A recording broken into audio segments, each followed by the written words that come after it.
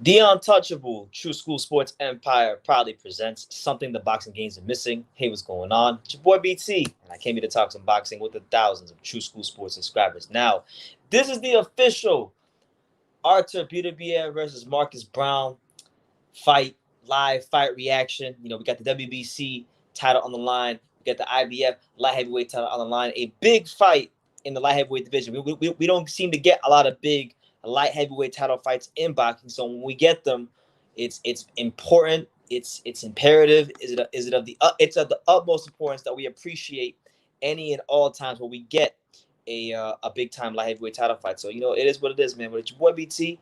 Make sure y'all smash that like button. Make sure you guys smash that like button. Make sure you guys continue to support the channel. Your boy BT's been here, and your boy BT has been here in San Antonio, working very, very hard, working very tirelessly to bring you guys great content. Dropped a couple interviews already. Got a couple more that'll be coming out while I'm on this live. So, just periodically, for this live, just go check on the channel. I don't want to say who I got an interview with, but I got a pretty big interview with somebody coming out in about an hour or so. If you follow me on Instagram and you saw one of my pictures today, you'll know who I'm talking about. But if you don't follow me on Instagram, you won't know who I'm talking about. But good fight, Marcus Browne, Artur Beterbiev, really good fight. It's first and foremost, it's really good to see Artur Beterbiev active again. Against a significant opponent in a fight where we can actually be excited about what he has going on.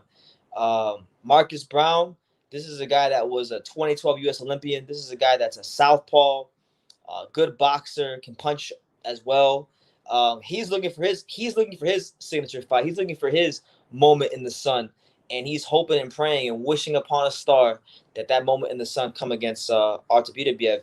And look, it's no small order because so far when it comes to what's taking place in the professional ranks of boxing, when we talk about Artur Beterbiev, we're talking about perfection. We're talking about a guy that has had 17 fights, and all 17 opponents have all suffered the same consequences. They've all suffered getting their ass knocked out. Just for those that know, for those that don't know, Beterbiev has fought some names. He's fought guys like Alexander Vazdik where he unified the titles, knocked him out in 10. He fought Hot Rod, Radovice Kalajic. I can't even say his name, but the guy that fought Marcus Browne in 2016 that a lot of people thought beat Marcus Browne. He knocked him out in 5 rounds. He fought Callum Johnson, a fight where he got dropped and got up and knocked him out in the 4th round. Knocked out some good fighters.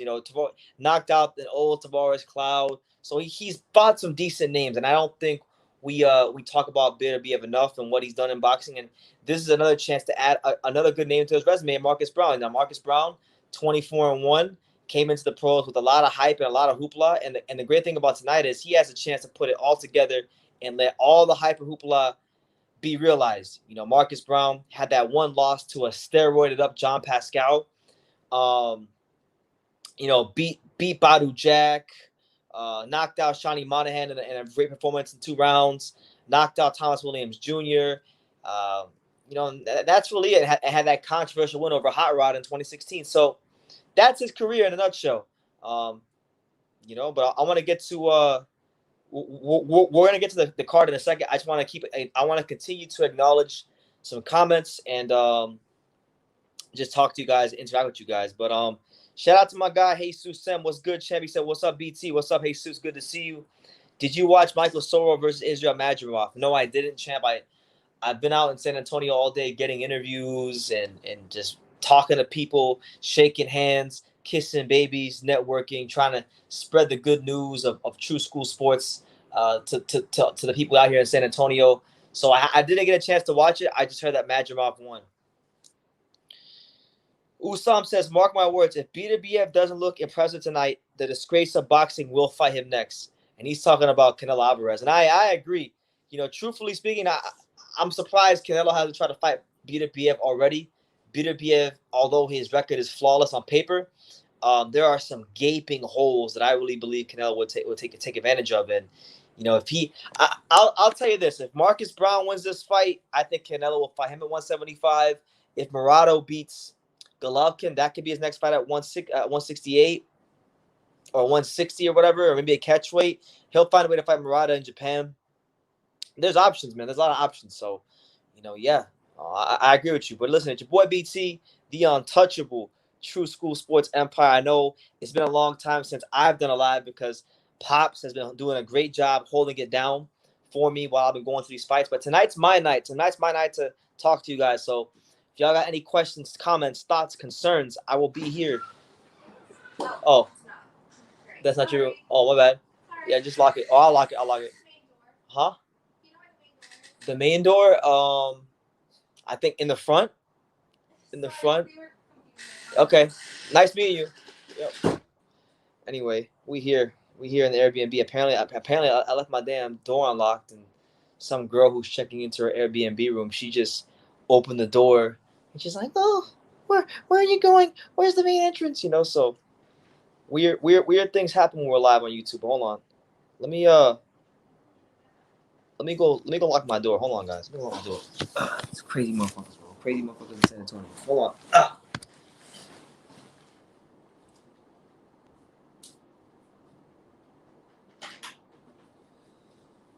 Oh, fuck. That was pretty weird. That was pretty damn weird. That girl.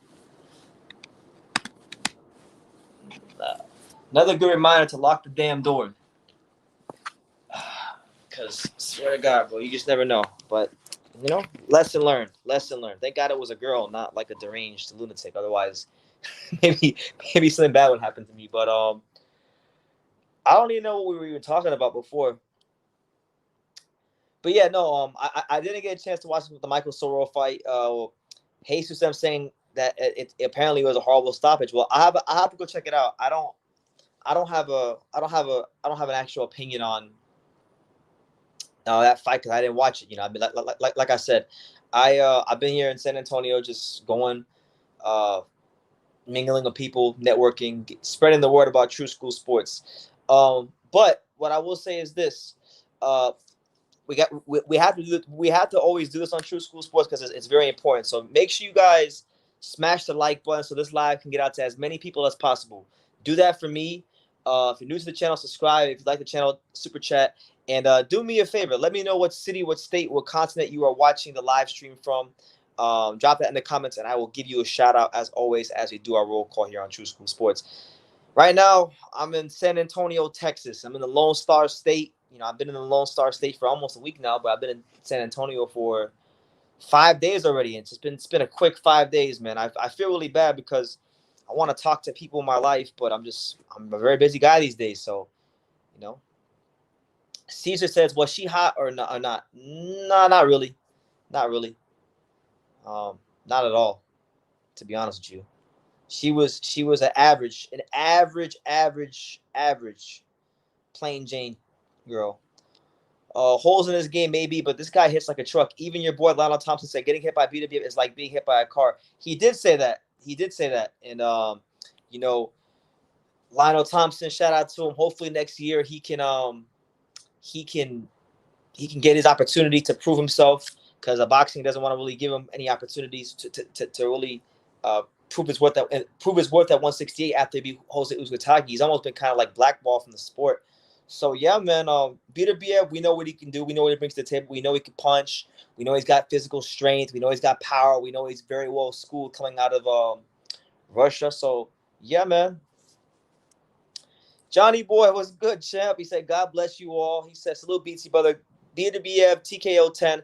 I think Browne will start off strong and crumble late. Enjoy the fights, fellas. Absolutely. And I think it's a fair assessment.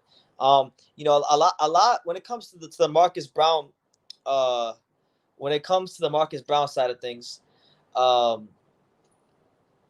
Marcus Browne, a lot was made of his trainer switch. And for those of you that don't know, after the Dennis, what was the guy's name? The Dennis Grachev fight. After the Dennis Grachev fight, he pretty much changed trainers. He left Andre Rozier and he joined Derek James, which I think is interesting because I feel like Derek James is the kind of trainer that could really get the best out of Marcus Browne. Derek James fighters traditionally are very well prepared. They They throw straight punches very well. Their hand positioning is pretty good. So I'm looking forward to seeing the partnership and how it works out, But it's a lot to ask for this to be the first fight. But listen, if Marcus Browne can win this fight, it's gonna look very good on Derek James with this being his first fight against Artur Beterbiev, a guy at Beterbiev has not went the full 12-round distance with anybody in boxing. So a tall ask, but it is something to look out for. Now, for those of you wondering what's going on right now on the card, right now we're just waiting for the next fight. Right now, I think. I'm not sure who's fighting next, but the announcer is moving his mouth, so I think someone's walking off the ring. Let me see. By the way, guys, someone's walking off the ring. Hold on. Making sure everything is good here, because my setup is my setup is a bit different than usual. Like today, I'm missing my Airbnb. I'm laying down on my bed. I got the computer going. I got my phone. I'm out of my phone, so let me make sure I get everything situated. His career, and unlike in past fights, he was able there we go. To actually eat while he was cutting weight. We got the audio. 31 years of age with a record of 15. He says, Caesar says, you did very good in the tank interview. Thank you, champ. I try to do my best, and I'm glad you enjoyed it. BT, I thought you already left. I thought you left already, but I told you my city is weird, bro. I like San Antonio. I mean, that was probably the weirdest thing that's happened to me so far. And that's my fault because I left the door unlocked. But no, I'm gonna be here tomorrow. I'll be here Sunday, and then I'm going home. I'm going home Monday. So I got a couple more days left in San Antonio. Soro was punched several times after the bell rung. The referee didn't hear the bell and stopped the fight due to the TKO, but those punches occurred after the bell. That sounds very, very controversial. I'll have to check that out when I have time. I'll probably watch that fight on Sunday and do a video. It's your boy BT, the untouchable True School Sports Empire. Live here for the Artur Beterbiev Marcus Browne fight. Right now we're watching the undercard. So right now, for those of you wondering, the fight that's going on right now is Jan Pellerin versus Francisco Rivas for the WBO NABO Cruiserweight title. So we got this fight, which is a 10-rounder. We got Marie-Eve Duclair in a 10-rounder for the WBA, the IBF Women's 140-pound title. And then 154-pound title. We got Steve Rolls versus Christopher Booker as the co-main event, and then we have the main event. So we got some time. We got a little bit of time to kill. So any questions, thoughts, comments, concerns as it pertains to boxing, let me know, and I'll definitely get to it. BT, why haven't they released the Tank pay-per-view numbers? Why? Why do you think? Because the pay-per-view probably didn't do well, and they don't want to embarrass Gervonta Davis, because if they release the pay-per-view numbers, then that would actually lower the market value and the perception of Gervonta Davis being this big, massive star. So that's why. Have you been training and working out? Caesar says, no, I haven't. I mean, like here and there, I'll do push-ups and shadow box, but no, I haven't, champ. I gotta get back to it. That's one of my things I want to get started on. When I get home on Monday, I want to start training like consistently. But to answer your question directly, no, I haven't, but I have to. But what I can tell you is, since I've been in San Antonio, I've been doing a lot of walking. A lot more walking than usual. I've been walking an hour to where I gotta go, and an hour to where I gotta come back consistently. So I probably walked around a good 10 miles since I've been in San Antonio. So maybe indirectly I have been working out. Push-ups, shadow box, good enough. Yeah, that's what I've been doing. Push-ups and a couple push-ups here and there, and some shadow boxing. And drinking a lot of water, Right now, we go to our next fight. We got Francisco Rivas taking on, what's this guy's name? Francisco Rivas versus Jan Pellerin. So Jan Pellerin versus Francisco Rivas for the WBO NABO Cruiserweight title. Pellerin is 12-1. Rivas is 15-2. I've never really seen any of these guys fight. I don't know anything about them, so I'm going to take the time right now to look up the box check before the fight starts. So Pelerin's got 5 knockouts in 13 fights. I don't know anybody he's fought on his resume. It's just a bunch of Canadian fighters that I never heard of. And then let me see the other guy. Rivas. Let's see Rivas. By the way, if you guys have any questions, like I said, anything you want to talk about, feel free to drop it down below. I am pretty tired, so I am coming here a little bit exhausted, but I'm here for you guys. I'm here for the loyal viewers of True School Sports, the best subscribers in the world on the home of boxing. So, if you got my attention, like just ask whatever you want.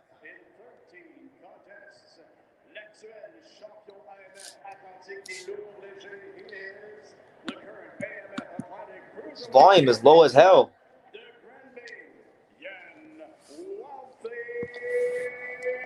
Oh. So there you go. Jan Pellerin versus Francisco Rivas. That's the next fight on the card. But it's your boy BT, the untouchable True School Sports Empire in the Lone Star State, San Antonio, Texas. It's the calm before the storm. Tomorrow, I will be covering the Gilberto Ramirez, Yuniesi Gonzalez fight, featuring, Sinisa Estrada, the real main event. Looking very forward to it. Looking very forward to seeing what Sinisa has to bring to the table in her first ever title defense in her career. I've been spending a lot of time with her during the week. She's very focused. She's very determined and ready for what this girl has to bring. Than does Francisco Rivas. Round 1. This one's scheduled for 10 rounds. All right, so round number 1. Francisco Rivas in the red trunks. Pelera is in the blue trunks.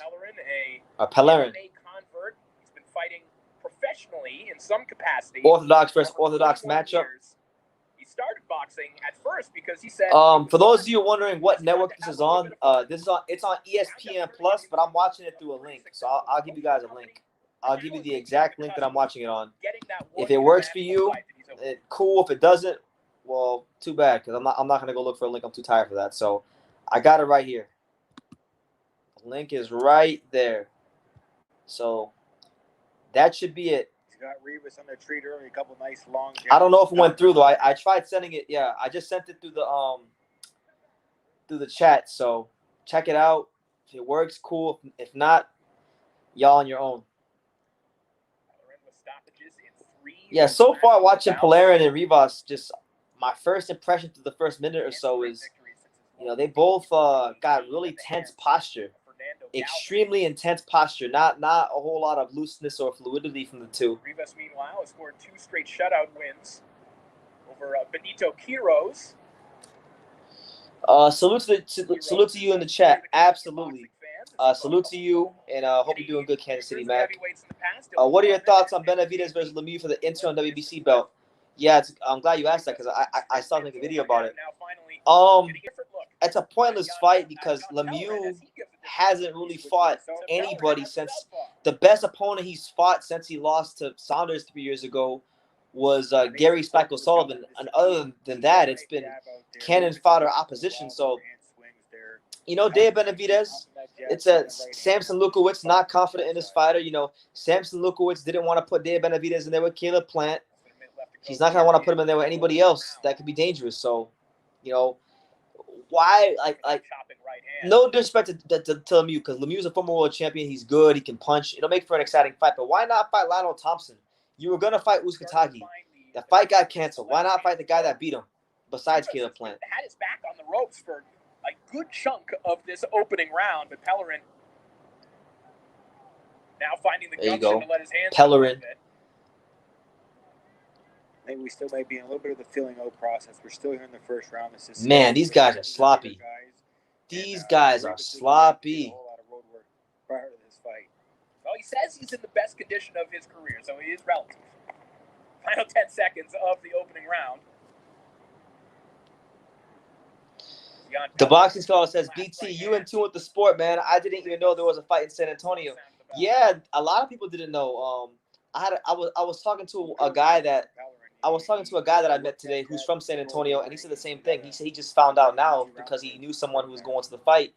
And I gotta be honest, it's a very poorly promoted show.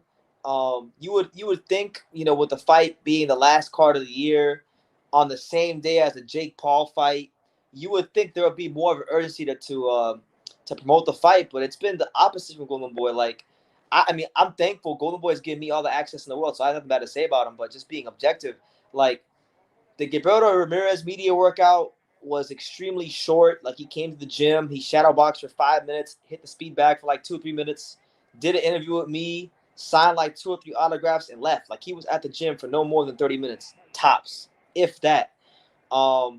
Most of the fighters that are fighting on the undercard didn't even get to San Antonio until Tuesday. So the media workout was only Gilberto. There was no Sinisa media workout. There was no anybody else in the card media workout. Only Gilberto. So I don't really know what to make of it. It's a very poorly promoted show.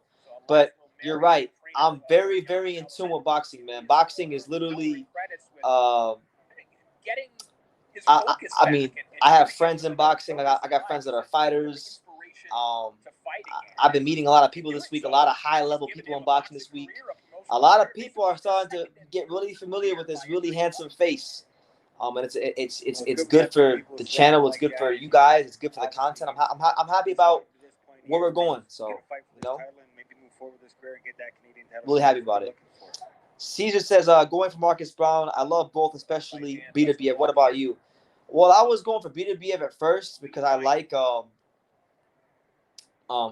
Beterbiev's knockout power. But man, I saw Marcus Browne posted a picture of his trunks and his ring outfit on Instagram or Facebook, and man, I gotta go for Marcus Browne. He had his outfit is red, white, and blue, and he has the American flag on his trunk. So he's representing the USA. So I can't root against him.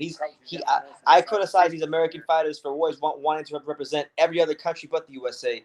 But he's only representing the USA, so I gotta definitely support that.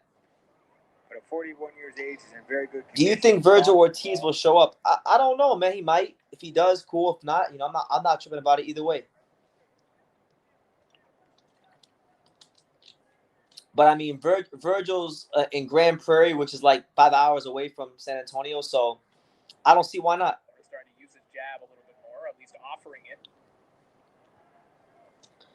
Caesar says, I don't even know what he looks like, just the feeling. Talking about Browne. Browne's black. Marcus Browne is black. Marcus Browne is a black American. If that's who you're referring to. Right now, I'm watching these domestic level cruiserweights. I respect all these fighters that get in the ring because it takes a lot to get in that ring. But man, these guys are sloppy. Good body shot. By the way, programming reminder for you guys. Monday night, I will be flying back to South Florida. So I'll be home Monday night, which means that you guys will start getting lives with me and Pops again, starting next week. So be on the lookout for that. Be on the lookout for that. I know a lot of people over the last month, as I've been like traveling and going to Vegas and going to Texas for these fights. A lot of people have been saying, where is Pops? We want to see Pops. So starting Tuesday or Wednesday, expect to see Pops back on the channel. Absolutely. Oh man, my guy, my main man, 50 grand, new media today, USA Boxing, Coach Malachi Williams. He says, salute to True School Sports. Please hit the like button and subscribe if you're new to the channel. Absolutely. Yeah, man. Shout out to Malachi Williams. Malachi Williams is one of the top upcoming channels. He's doing these live streams, putting on great live shows consistently, day after day, giving people a lot of great value and entertainment and a lot of good information in his videos. So go subscribe to him. I support Malachi Williams. I support New Media Today, USA Boxing. He's one of South Florida's very own. Like, I'm one of South Florida's very own. So South Florida must support South Florida. So, yeah, absolutely. Thank you. Caesar says, I'm glad Pops enjoys the fame. It's funny you mentioned Pops being famous. Today when I was at the hotel, I met this black dude who I never seen in my life. I never seen this guy in my entire life. But he knew who I was, and he came up to me and he said, are you BT for True School Sports? I said, yes, I am.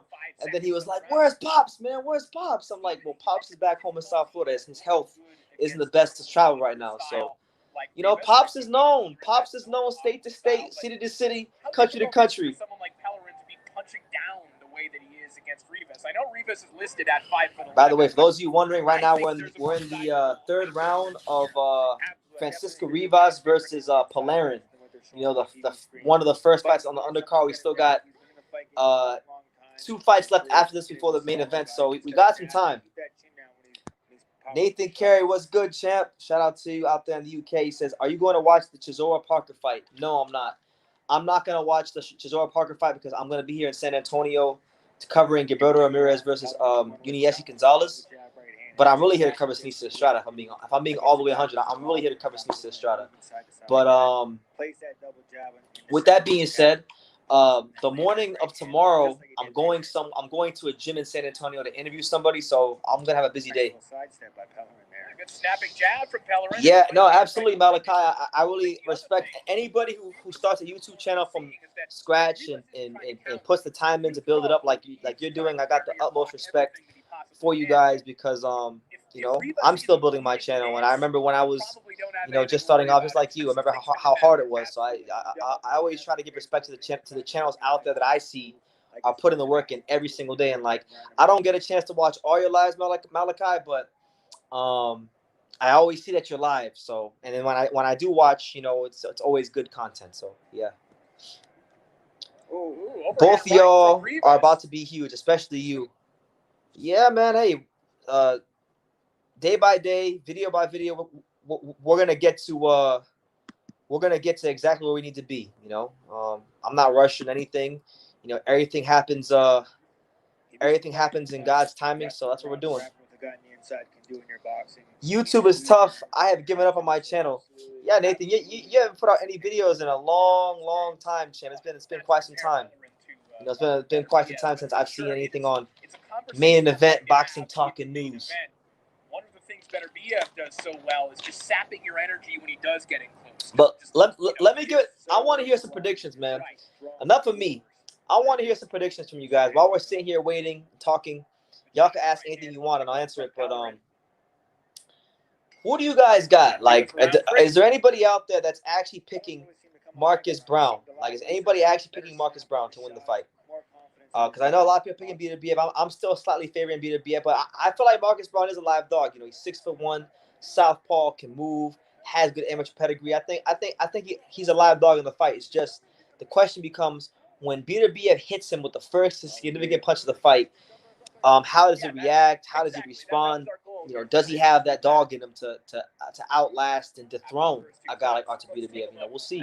And he's on the road, and he's in Montreal, Quebec, Canada, which is basically Artur Beterbiev's home away from home. You know, he's really against all odds. And I think Marcus Browne's got a unique opportunity to show the world what he's about. Caesar said, especially if you train. Oh, my God, yeah. I don't train like – I'm going to start training soon. Like, I'm going to start training, like, soon. I'm talking about serious training. I'm talking about grueling, 2 sessions a day type training.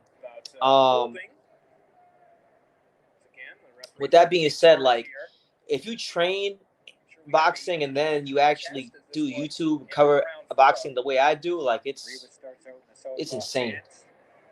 It's exhausting.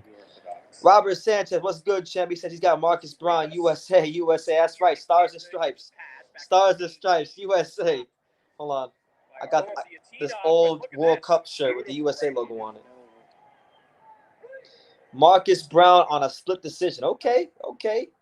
Linda saying Marcus Browne don't got it. As I just referenced. BT, you say you know a lot of behind the scenes of boxing. We don't know that. You can't tell us. Is fixed fights a part of the equations? I can't disclose, champ. I can't disclose. As far as the fixed fights, like I don't even know 100% if fights are fixed. But when I say there's behind the scenes things I know in boxing, it has nothing to do with the fixed fights. I think this is also where Pellerin is. It's more so like how promoters try to get over on fighters. When a fight devolves into a brawl, at this level, this is what Pellerin is good at, and this is why people here in Montreal like to watch him fight. Absolutely, he has no problem with the fight breaking out inside. But shout out to all 30 of you here. It's your boy BC. Drop your questions, comments, thoughts, concerns. We laying here in bed. Had a long day today at the press conference. Shaking hands, kissing babies. Now we're watching this Canadian boxing. Waiting for Artur Beterbiev to show if he can make it 18 for 18. He sure is having fun in there. They cut Rolly off when he started talking about buying belts. Yeah, listen, Rolly don't care. Rolly says what's on his mind. I still want to see that Gervonta Davis fight. Like, I really do want to see the fight. I still think it's a tough fight. Me and Sinisa Estrada had a great conversation yesterday about boxing, and she was talking about. We were talking about that fight, and I was telling her I think the Rolly fight is a tough fight for Tank, and she doesn't think so. She says no. I said yes. Good work here in the round and for really Alpha, yeah, smash that like button. Run it up. How many likes we got right now? We got 13 likes. There's 29 of you here, and there's 13 likes. Don't be stingy. Smash that like button so that this live can get out to as many people as humanly possible. Listen, when you smash that like button, it lets the boxing world know. It lets the people out there that aren't subscribed to my channel know that there's a great channel that talks boxing that they should be watching. So help me out and help them out. Slotello, what's good, champ? How you doing? He says AJ knocks Usyk out in 3. We'll see, champ. I don't think so. But his most effective work has been a good fight coming up is Joe Smith Jr. versus Callum Johnson. That's a very underrated fight. 2 hard punchers, 2 guys that come to fight, 2 guys that we know are going to leave blood and guts in the ring. So I agree. I think this is Callum Johnson's last stand to make a name for himself in the pros. Is Joe Smith's chance to continue to establish himself as a champion in the division. It's a good fight.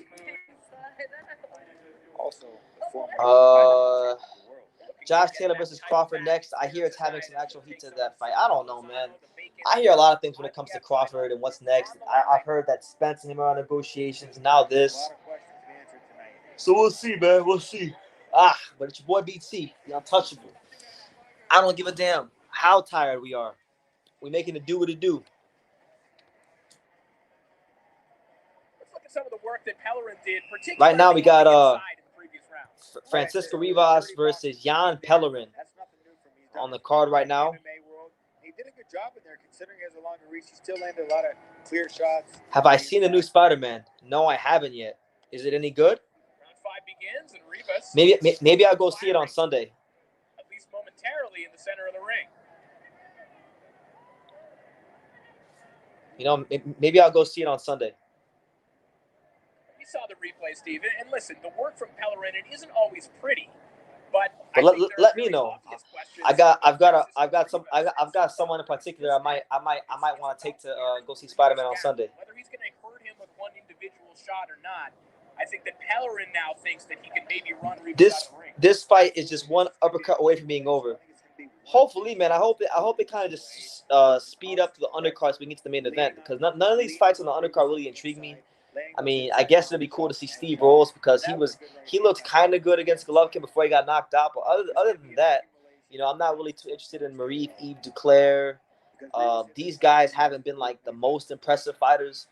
The only reason I'm live this early is because I haven't gone live for a fight in a long time, and I wanted to break the streak. I wanted to talk to you guys. So y'all don't understand. Like, I really do enjoy these lives, these interactions.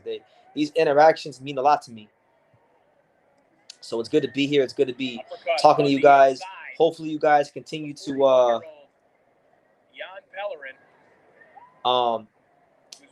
hopefully you guys continue to watch the interviews. There's a lot of interviews coming out between now and the fight tomorrow. So check them out.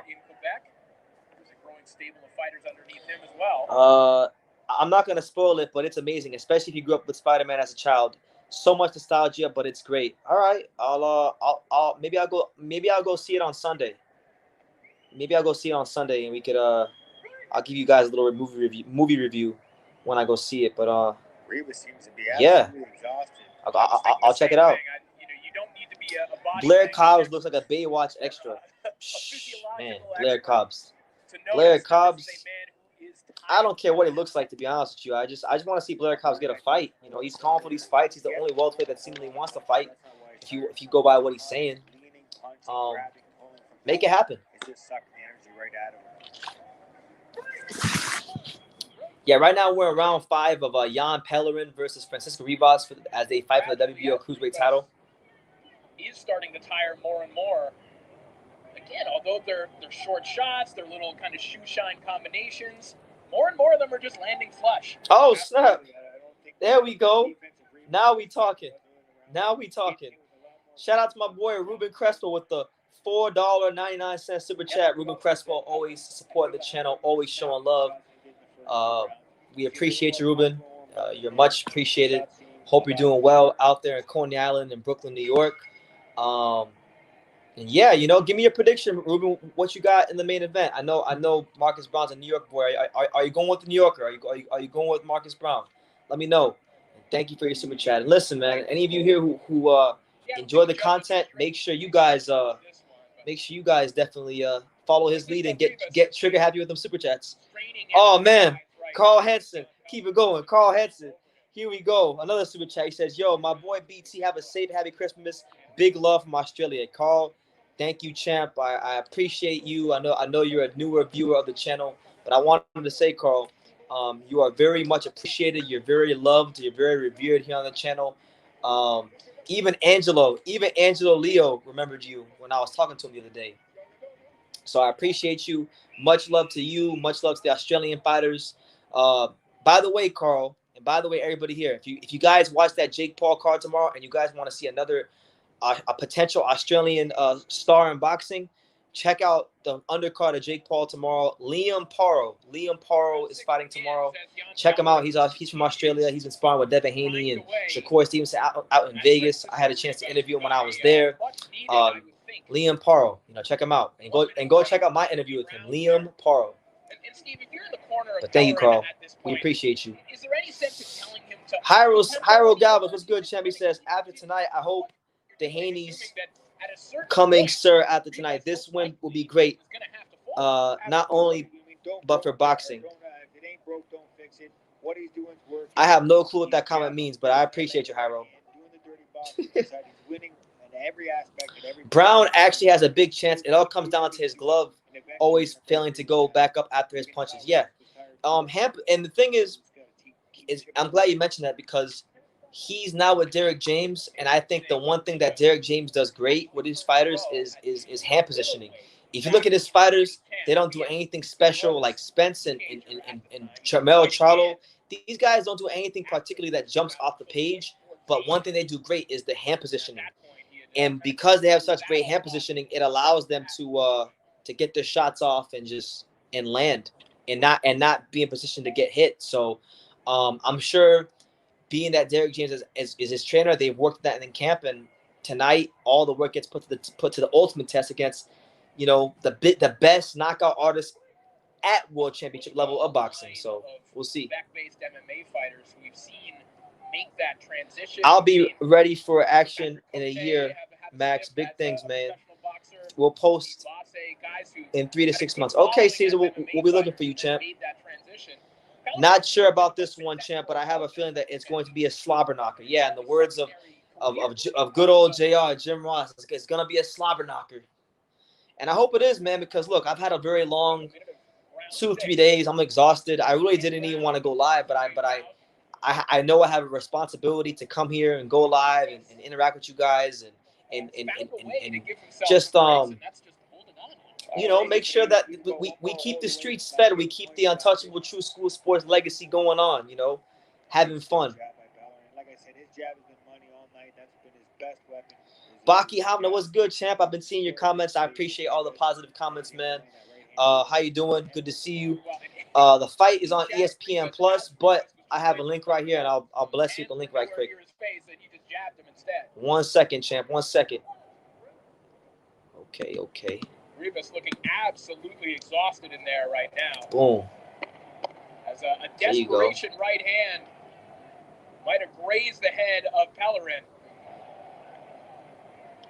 There you go, champ. So we here at your boy BT going live. What do you guys? Hey, just out of curiosity, what do you guys think about the Gilberto Ramirez fight tomorrow? I would love your opinion on it. I think it'd be a good fight.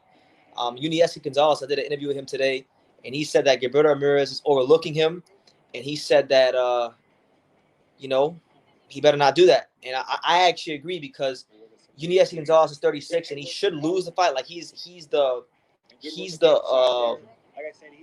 underdog for a reason. He's on the wrong side of 30, but he can punch. Anybody who's watching Uniesky Gonzalez fight, they know he can punch. And then I was talking to some of his team today that they're from South Florida like me, and he trained in South Florida. And they were telling me that Uniesky Gonzalez was going gym to gym in South Florida and stopping a lot of people in sparring. So, that doesn't mean he'll do great in the fight, but it does mean he's got to be at some level of sharp. And I think this is a more dangerous fight than the Sullivan Barrera fight. So, I think it'll be a good fight. Two guys that can punch. Happy to be there. Francisco Rivas, and we've mentioned the MMA background of Jan Pallarino. Artur will win by KO. Derek James doesn't teach his fighters to move their head, and the ring rust will hurt Brown. Artur is the most underrated boxer in the sport. He is very underrated, and I think people don't even give him credit for his boxing skills when he showed that he can outbox an elite technical fighter in Alexander Vazik. So you're right, he is very underrated. In some ways, he is underrated. As far as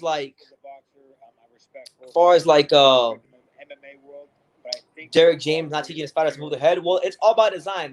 They have that really old school American style of parrying punches, hand positioning, all about being composed and holding your ground in the pocket. So I don't know if Marcus Browne has that in his skills, but we're gonna see tonight if he does.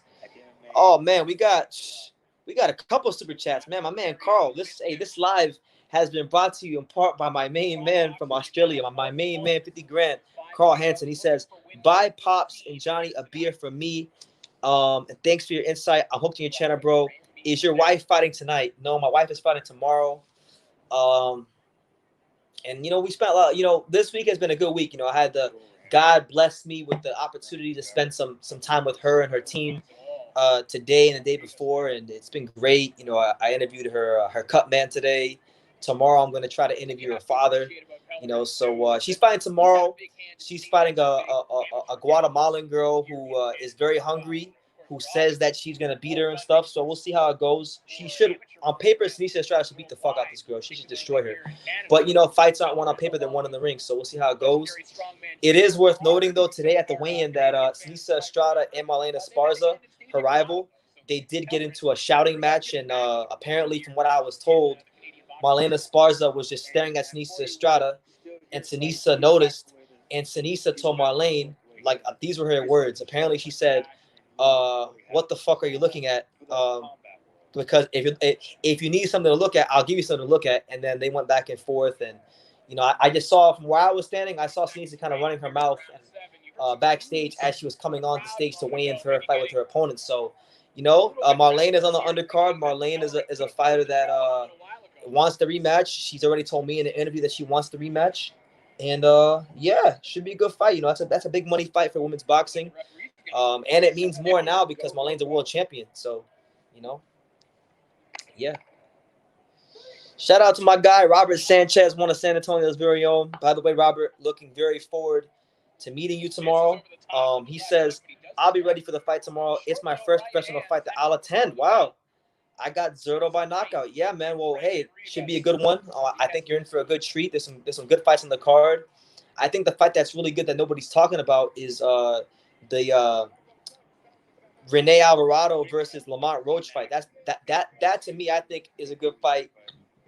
And then the other fight that I think might steal the show is Raul Carrillo versus I think it was Victor Morales Jr. Hold on, I can't remember who's fighting who.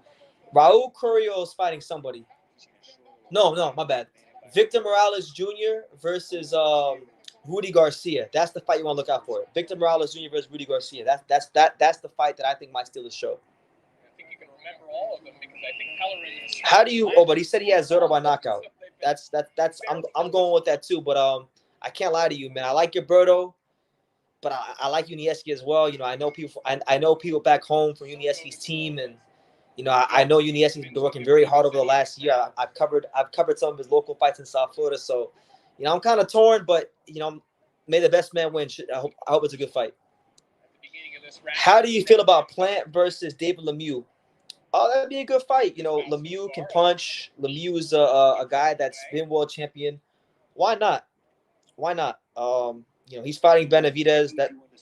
That's a cool fight too, because Benavidez, we don't even know if he can make the 168 anymore, and we know Lemieux can punch. So a weight drained fighter versus a guy who can punch could be a dangerous combination. Happy we're getting a few rounds, Steve. I know that you've been in that situation before where you're. Tell her to take the shades off. Nah, I'll let her wear the stunner shades. You know, whatever makes her feel comfortable around me when I interview her. You know, it's whatever. But you know.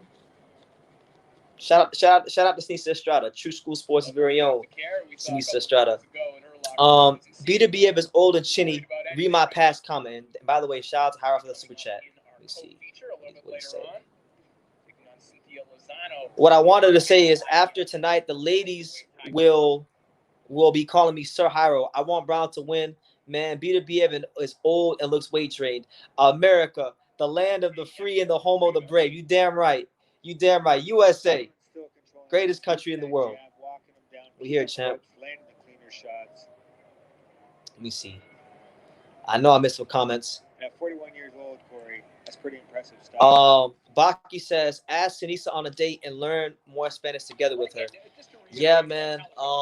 Honestly, look, I think she kind of knows. She knows I like her. Like I haven't come out and just said it, but like, you know, every week.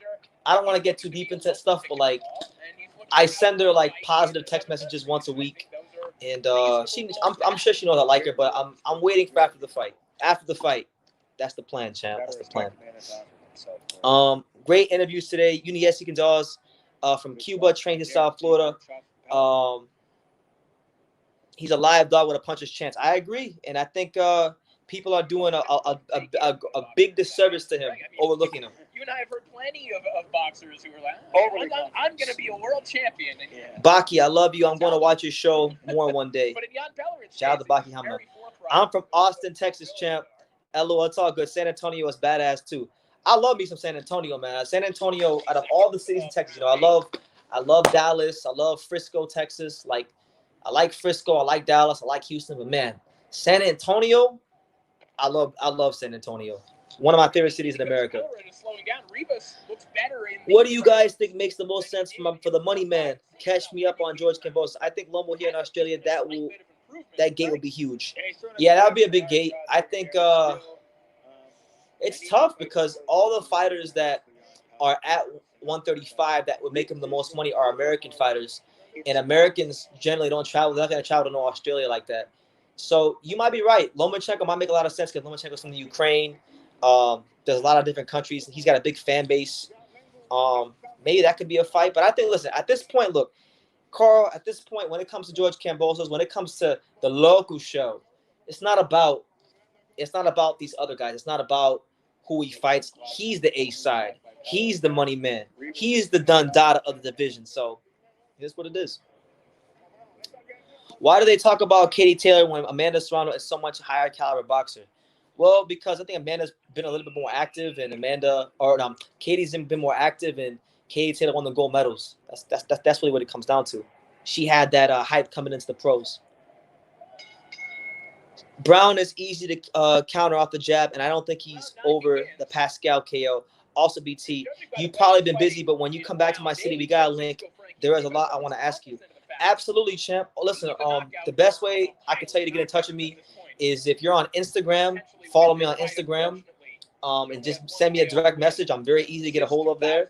If you don't have Instagram, shoot me an email and give me your number. I'll shoot you a text, and then we'll do that. You can find all that on my About page on the channel. She says, okay, bro. I hope you're new at what you're doing with that girl. Best wishes.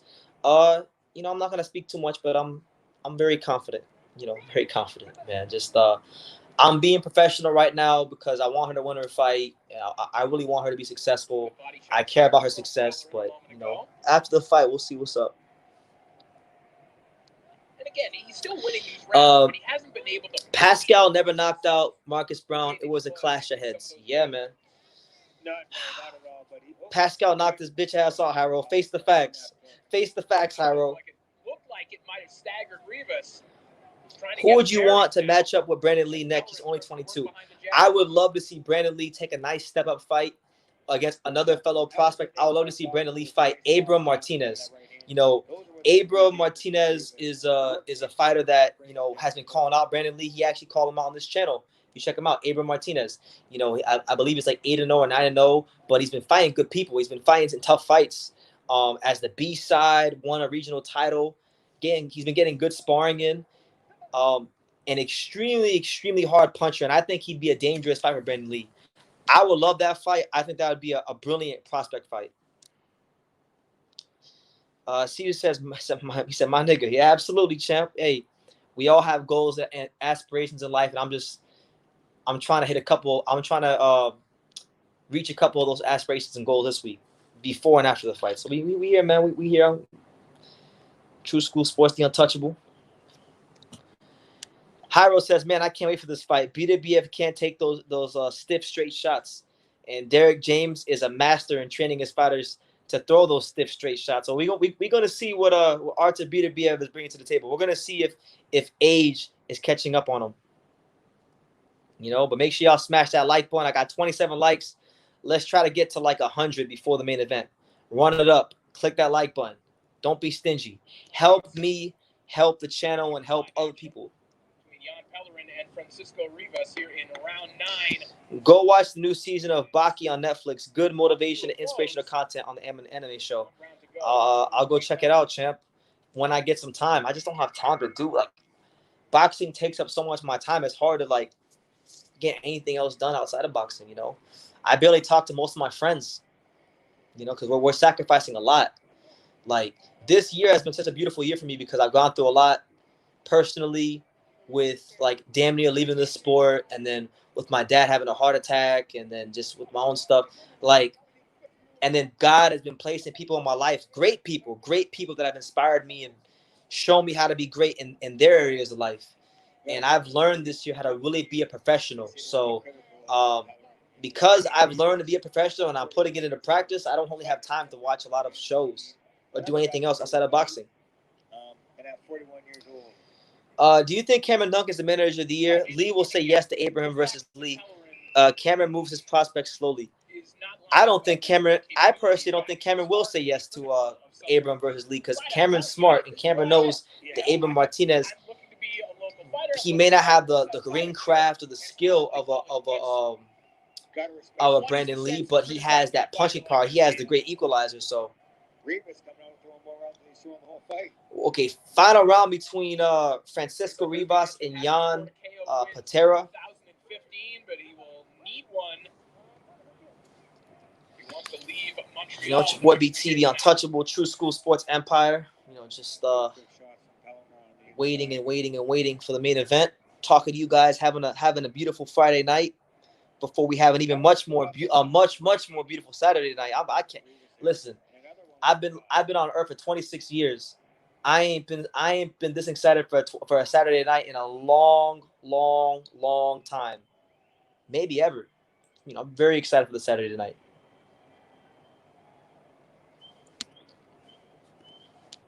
Short right hand there from Pellerin. Make sure for those of you that are new to the channel, if you're new to the channel, you know, make sure you hit the subscribe button. You know, got a lot of great content coming out on the channel: interviews, news, breakdowns, live fight reaction extravaganzas. You heard a couple chants for Frankie about 20 seconds ago, and now the crowd's starting to react to the visitor from Mexico.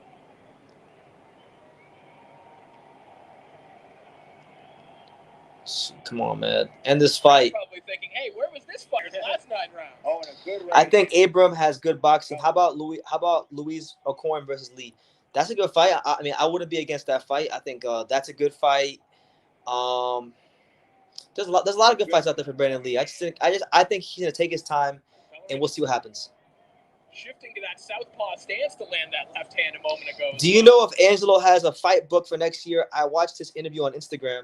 Yeah, I'm actually the one that set that up, because AB Boxing News hit me up He wanted to get in touch with Angelo, and he wanted his information. But I wanted information for another fighter to do an interview with, and he gave me the information of that fighter. I can't tell you who it is yet. I can't tell you guys who it is yet. But when I get the interview scheduled, you'll know about it. Angelo Leo, man, I haven't heard anything about his next fight yet, but I'll let you know. I'll let you know. On the inside, a nice right hand connected again.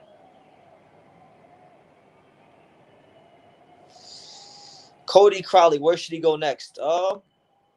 Cody Crowley might fight. He might get a Spence fight next. Maybe he fights Conor Benn. I mean, there's a lot of good options out there for Cody Crowley after that win.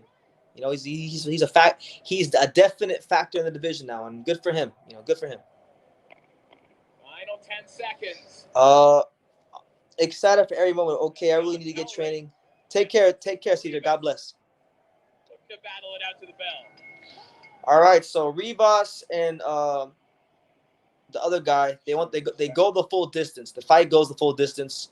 I didn't really pay the most attention to it, but yeah, we're progressing on the card. Your boy BT, the untouchable True School Sports Empire, patiently waiting for the main event. Can you grade the Pedraza versus Ramirez?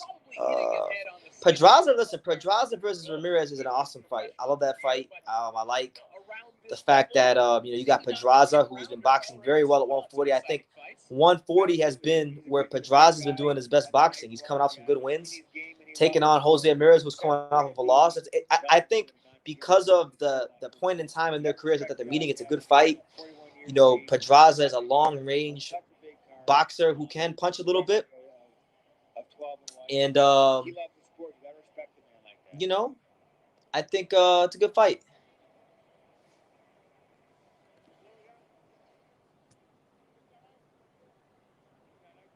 Pedraza is a long.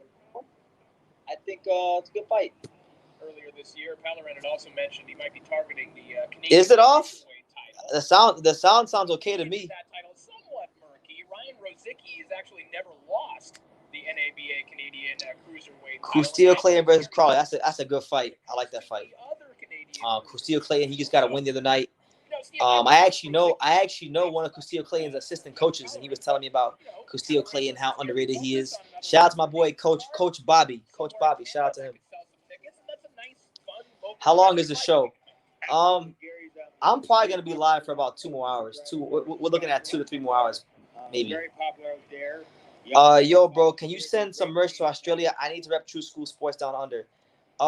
Absolutely, champ. I mean, I don't have any shirts yet. I don't have any of the new shirts on me physically because I do all my stuff through drop shipping. But what I wanted to do at some point was I wanted to start sending the people that have been super chatting me a lot this year. I wanted to show my appreciation by sending them some True School Sports gear. So it might be a while before I get you your True School Sports shirt because I don't even have any for myself yet. But if you're interested in me purchasing some True School Sports merch, we got T-shirts and hoodies on sale right here. All you gotta do is click this link and you'll see. And this goes to anybody. If you want to support the channel with some merch, you know, just click that link right there, and the store is right there.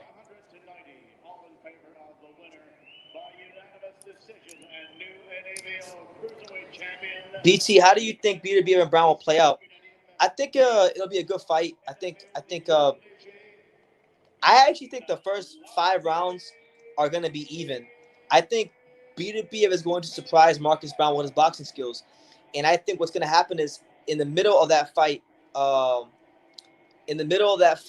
going to have to I think Browne is going to have to hurt Beterbiev and get him off of him. And if he doesn't, I see Beterbiev stopping him between the 6th and the 8th round. Now, if he can hurt Beterbiev, I think Browne could outbox him and potentially stop him in the later rounds because Beterbiev isn't exactly George Chuvalo. His chin isn't exactly an iron chin. So, you know, my prediction for the fight, unbiased prediction is I've got Artur Beterbiev by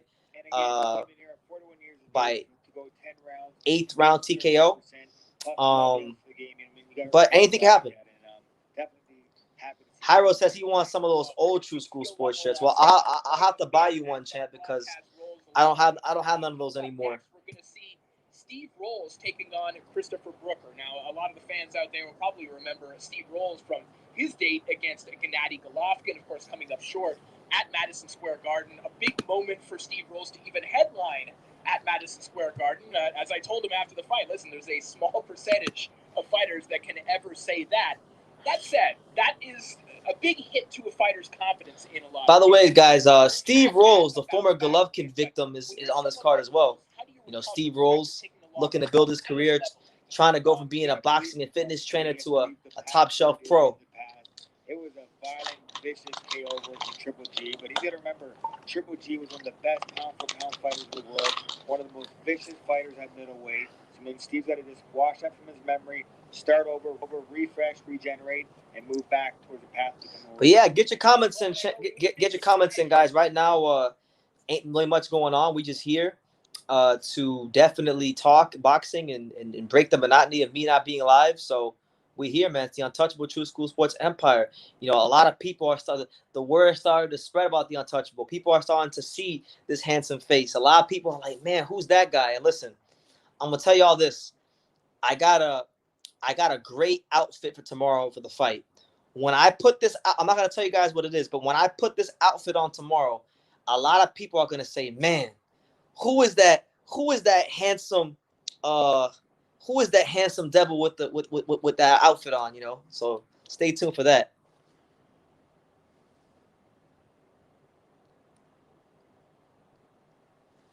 He says it won't open after a selected shirt. It must be an international thing.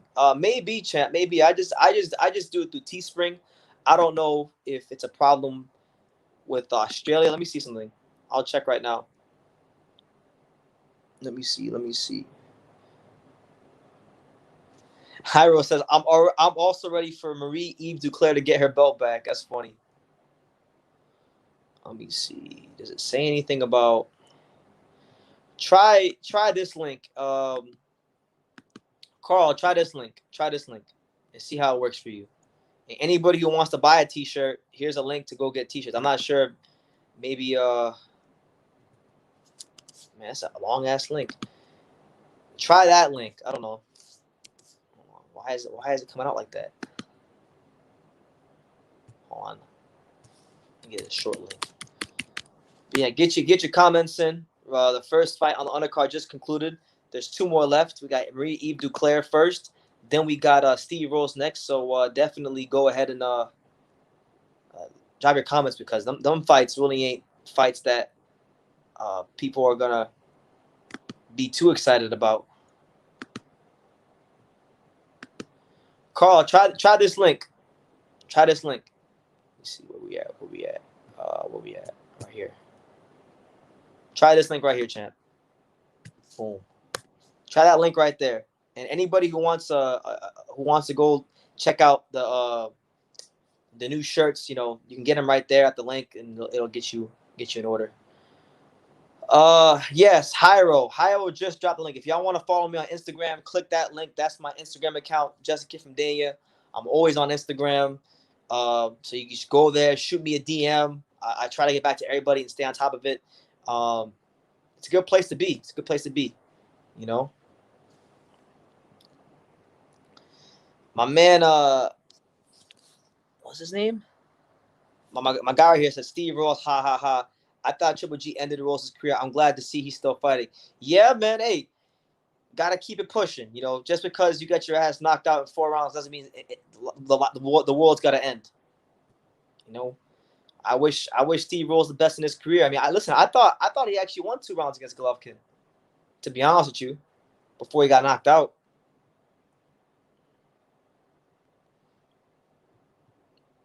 But yeah, man.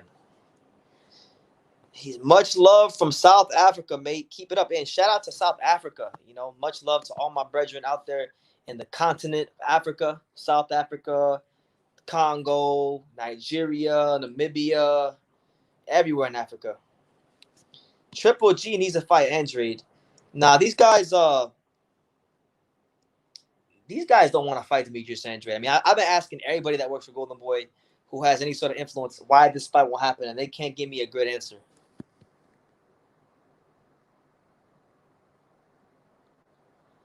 VT, put more boxing equipment designs on your merchandise shirt. Yeah, maybe on the next ones, on the next ones that I designed.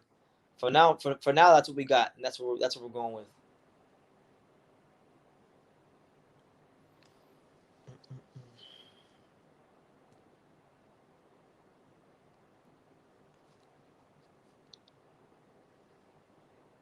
Hold on 1 second, guys. One second, guys. I'll be back.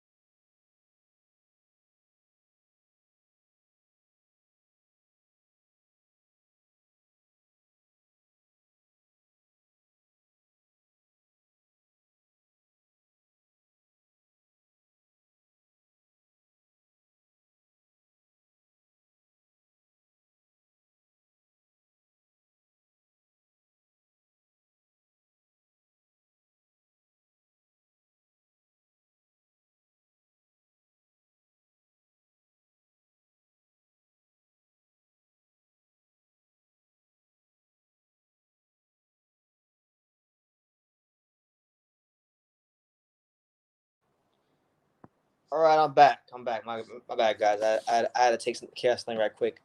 But yeah, we here, man. It's your boy BT, the untouchable True School Sports Empire. Let me see what's going on with this card right now. Right now, there's nothing going on. So, like I said, now's the time. If y'all got any questions, now's the time you want to ask. Carl said that last link worked.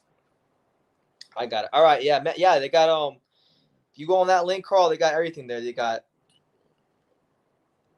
shirts, hoodies, jackets, all kinds of stuff. So yeah, man. Anybody who's interested in purchasing some True School Sports merch, there's a link right there, and all that will definitely help the channel, and it'll make you look better. They say as far as studies go, that studies show that men that wear True School Sports gear get about 70% more attractive. So that's what it is. You know, we there, but that's the link. Carl Hansen said there you go. Appreciate it, man. He ordered a shirt. I appreciate you, champ. You know, Carl, are you on Instagram? I don't know if you follow me on Instagram, but if you follow me on Instagram, bro, like when you get your shirt, take a picture and send it to me, and I'll post you. I'll post you on my page. How's Pops doing? Pops is good. I mean, Pops actually had to go to the hospital recently to get an operation done on his heart, so he's been resting a lot the last couple days. But other than that, he's pretty good. Johnny Diaz says he says they should put Lara versus that guy who was the mandatory for Demetrius Andrade as the fight eliminator or vacant. Yeah. Lara should fight someone. You know, maybe they can make Lara versus Andrade. I know a lot of people always say that Andrade ducked Lara, so you know, make that fight happen. Or like you said, Lara versus Johnny Beck on Nicole. That'd be a good fight. It wouldn't be the most stylistically pleasing fight, but you know, it'd be a good competitive fight.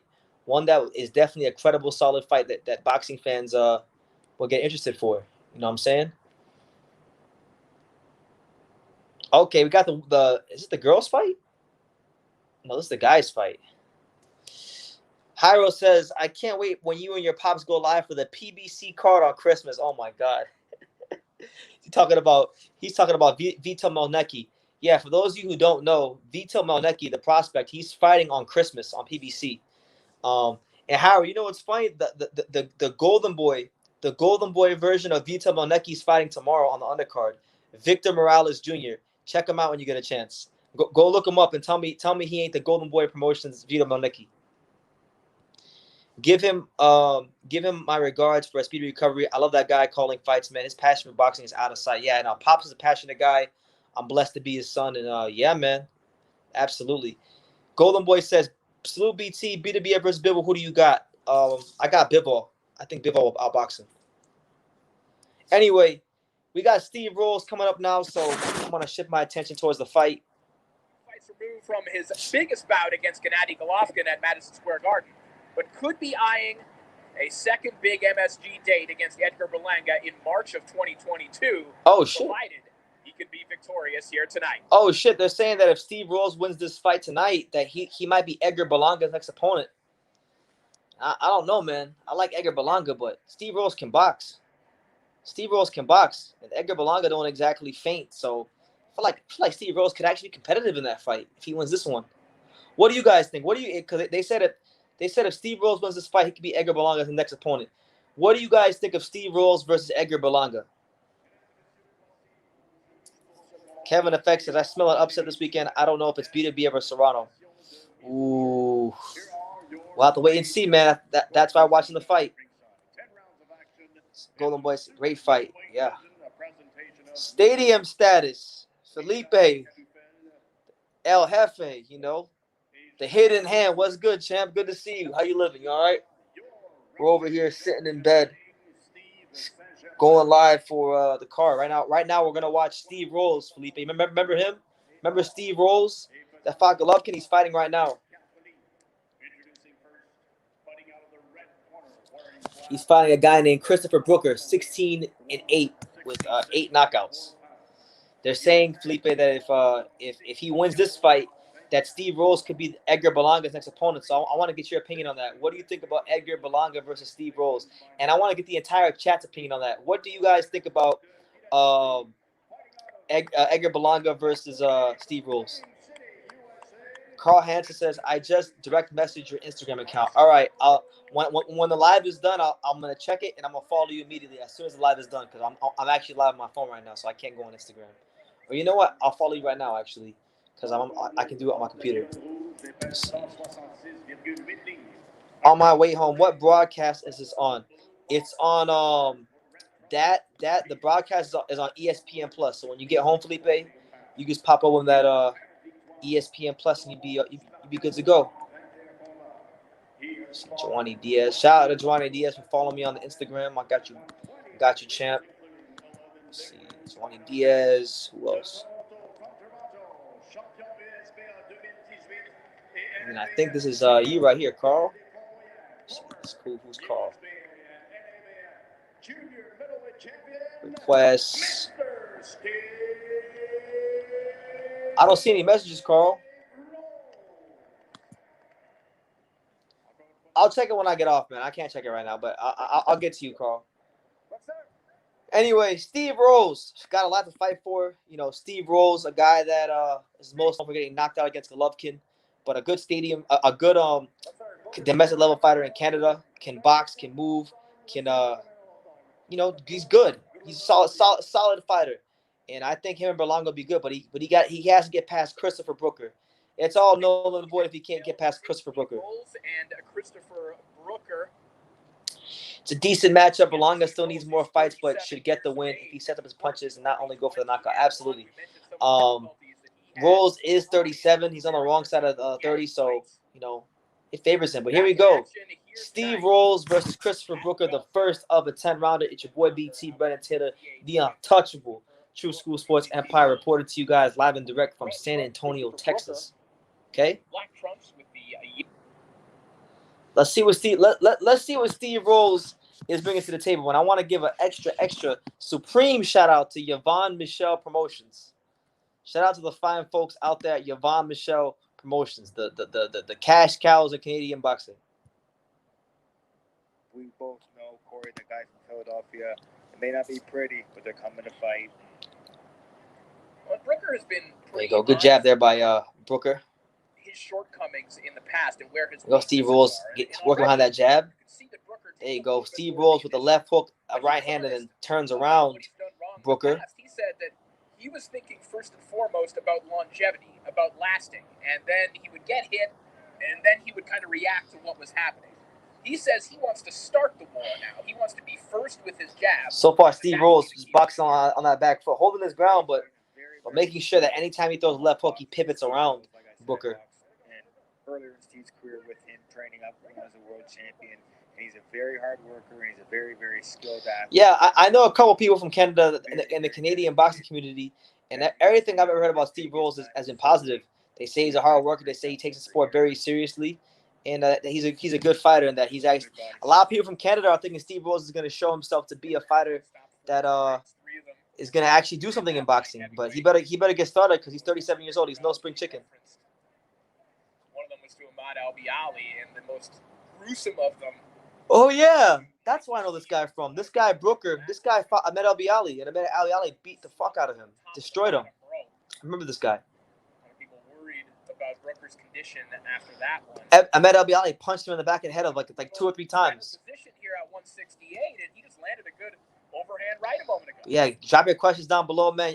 Listen, I need you guys as much as you guys need me. I need you guys tonight, man. I don't have the most we don't have the most energy in the world right now, but we here. So please ask me as many questions as possible and keep me sharp. LD UBB Boxing says, did you get a chance to talk to Annabelle Ortiz? I did not get a chance to talk to Annabelle Ortiz, but I did see her. You know, she looks like she's ready for a fight with Marlena Esparza.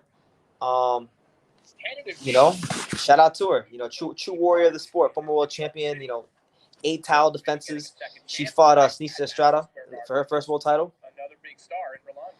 The co-main event is interesting. The person who is fighting Eve is 7 KOs and has a 9-0 record. We can get the main event soon. It's possible. It's very similar to the Sneesa Estrada main event. Sneesa Estrada is fighting Maria Santizio, who's 9-0 with 5 knockouts. So she's not as hard of a puncher as Duclair's opponent, but it's similar records, similar numbers. Pop that beautiful jab, pop it No. upstairs and down, control the ring. I see we got 41 likes. Listen, don't be stingy. Smash that like button so that the world knows your boy BT is live. Right now we're watching Steve Rolls, boxing and fitness trainer Steve Rolls. Oh man, I'm gonna sleep like a baby tonight. But Steve's not the type of guy where he's going to come out and start swinging and blasting. Steve's going to slowly let you come at him, counter punch you, break you down. Did you hear anything from Golden Boy Brass about Virgil Ortiz's opponent on January 22nd? Nope, they haven't. They don't know who Virgil's opponent is, and they don't know who Rashid Ellis' opponent is next either. Golden Boy, from what I've gathered, I've talked to Eric Gomez. I haven't yet talked to Roberto Diaz yet, but you know, I feel like they're just now ironing out everything for next year. So I don't have any details for you on anything yet. And they don't really want to see him to fight Demetrius Andrade either. So, you know, shout out to Golden Boy. I have respect for everybody in the Golden Boy company that I've met so far, from Cecilia to Roberto Diaz to Eric Gomez to David Tetriol to everyone there, man. They're nice people, but got to make some of these fights happen.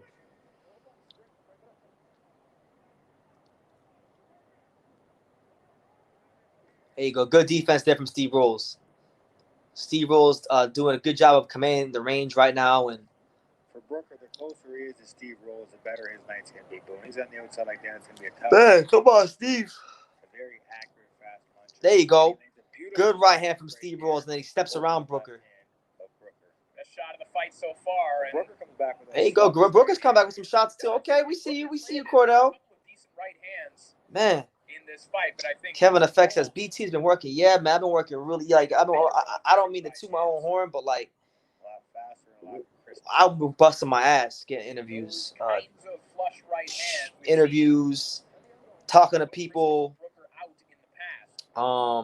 It's been a lot. It's been a lot going on. And the crazy thing is tomorrow. Hey, just out of curiosity, have any of you guys ever heard of a fighter from San Antonio back in the '90s named Roberto Quiroga or Roberto Quirogosa or something like that? Roberto Quiroga. He was the IBF super flyweight champion in the mid '90s. Have any of you guys heard of him? I just learned who he was the other day. Somebody in the comments let me know yes or no. Has anybody ever heard of Robert Quiroga, former super flyweight champion in the '90s? He actually has a pretty long reach. So he can walk you down and be working behind. There's a reason I'm asking this question, because I want to explain something to you guys, but I want to know if any of you guys know who he actually is. But do not get it twisted. Steve's a very, very fast, smart boxer with very good quick counters. But he can walk the guy forward, just like he did. Jesus says Oscar's worried more about his dating life. He might be, man. He didn't show up to the press conference. He wasn't at the weigh-in today, so it is what it is. Yeah, the reason I'm asking you guys if you know who Robert Quiroga is because he was the IBF super flyweight champion back in the mid '90s. He defended the belt like 5 or 6 times, and then he actually got stabbed to death after he retired. But the reason I bring him up is because I was taking an Uber this week, and one of my Uber drivers that I was talking to, I was telling him about myself and the channel and whatnot, and he pretty much told me about the guy I'm telling you about, Robert Quiroga, and this guy was champion. This guy was apparently he was the first ever world champion from the city of San Antonio, and he's no longer alive, but he has a brother that trains fighters out of a gym here in San Antonio. So tomorrow morning, I'm supposed to go to the gym and go with this guy, the Uber driver, to the gym to interview Robert Quiroga's brother, and then we're gonna have a special feature about him on the channel because he's a forgotten champion that I want to shed some light on. Because I didn't even know who he was, so he put me on game, And listen, True School Sports is the home of boxing. We're not just about upcoming fighters. We're not just about current fighters. We're about boxing history. We're about boxing in all weight classes. We're about the sport. So I definitely look forward to learning more about Robert Quiroga.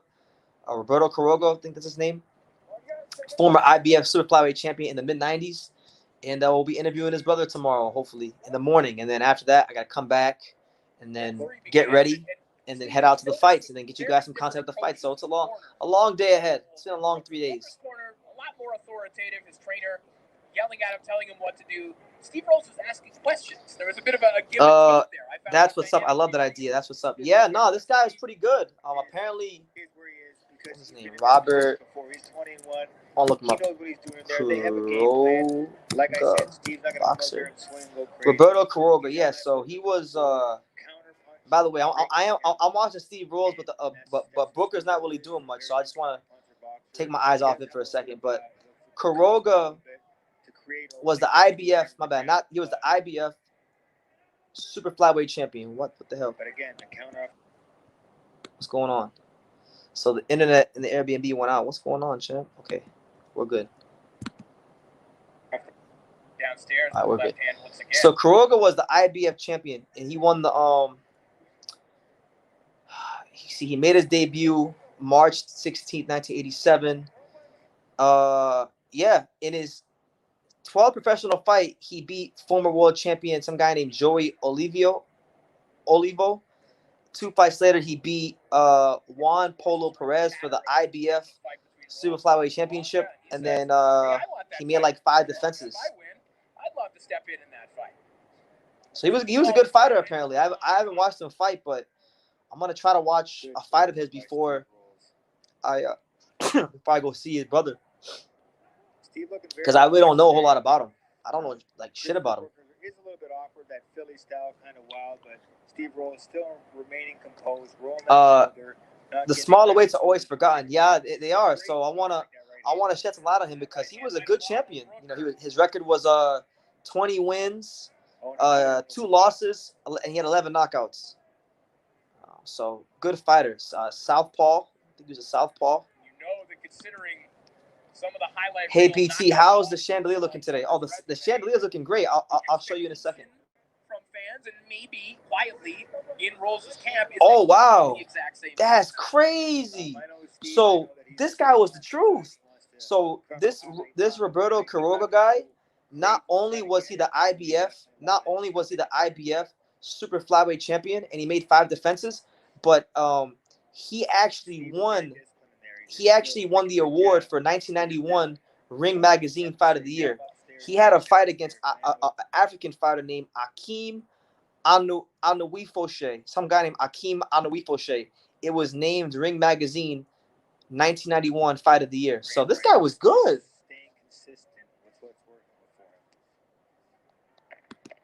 Yeah, bro. This guy was the truth. From Rolls, then digs to the body with a left okay, hand. So hey, I'm actually looking forward to this. Brooker really lost his sail and lost his wind here in the 3rd round. Damn. So the African guy he fought, he collapsed after this fight. It had a blood clot in his brain and never fought again. Quiroga got cut in the 3rd round over his eye. This shit is crazy. I gotta check this fight out. This sounds like a war. A forgotten war. Anyway, enough of that, guys. I just wanted to tell you guys about something going on the channel that you can look forward to. We're gonna have a special feature with about Roberto Quiroga, former IBF super flyweight champion, San Antonio's first ever world champion, 1991 Ring Magazine Fight of the Year. Sounds like a damn good fighter. In the 90s, that weight class wasn't talked about unless your name was Chicanito Gonzalez. Yeah, man. There's so many good fighters that get forgotten about, you know? There's guys that made the pound for pound list that got forgotten. Like, I was looking at the pound for pound list from a couple years, from like 20 years ago, and there were pound for pound fighters I never heard of. Because like Rosado, he didn't really have an amateur career. He was learning on the job. He was taking tough fights early in his career. He took some. I don't know who he is. I don't know much about him. I just know that he was a Mexican American fighter from San Antonio, Texas, who won a world title. Being drawn to Brooker when he was getting started. Hyro says, BT, I know you made your prediction, but who do you personally want to win the main event? Personally, I would love to see Marcus Browne win because that would open up a lot of big fights in New York City, and I do want to go to a big fight in New York City. Marcus Browne versus Joe Smith Jr. would be a huge fight in New York City. For that reason, I would like to see Marcus Browne win, and he's American, and his Andre Rozier posted his outfit on Facebook, and I saw it, and it's literally red, white, and blue, and it says USA, and it has the American flag on the bottom of his trunks. It's beautiful. So I gotta support him. Oh shit! Steve Rolls is tattooing Booker. Left hook from Steve Rolls. Straight right from Steve Rolls. Steve Rolls is throwing them grown man punches. Ordinary Pete, what's good, champ? How you living? By the way, guys, man, body shot from Steve Rolls, and Booker is hurt right now. Anybody who's interested in buying some new True School Sports gear with the new logo, the link is right there. Link is right there. It'll take you right to the store.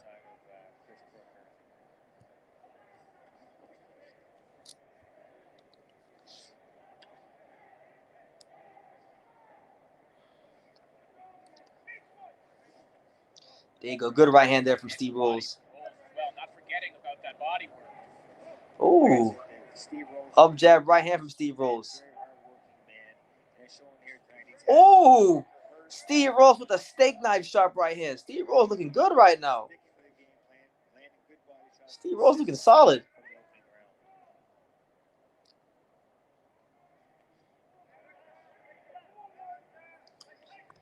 Ordinary Pete says, I'm wearing my old logo shirt right now. Meow, the long sleeve one.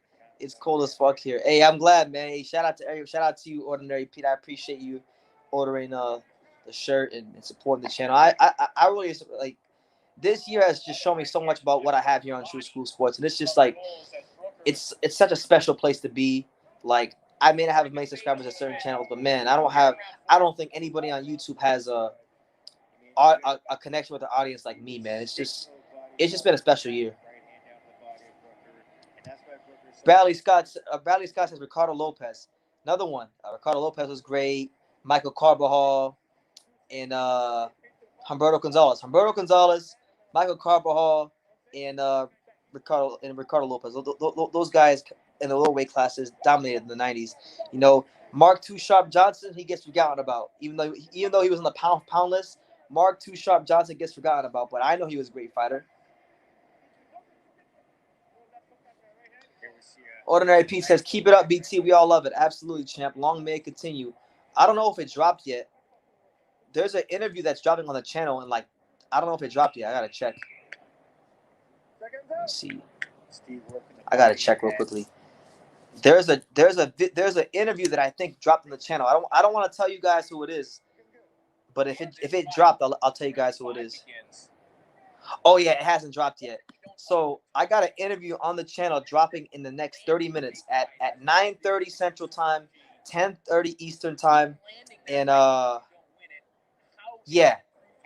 Please, guys, for the love of God, in the next 30 minutes from now, go check out my videos. There's a big interview that's gonna drop. If you're on Instagram, if you follow me on Instagram, and you see my pictures that I've been posting today, you can take a guess as to who it is, and you'll probably be right. But I got a big interview dropping later on today, in the next 30 minutes. That can make you a better athlete and a better fighter. The way you interact with all your viewers is amazing.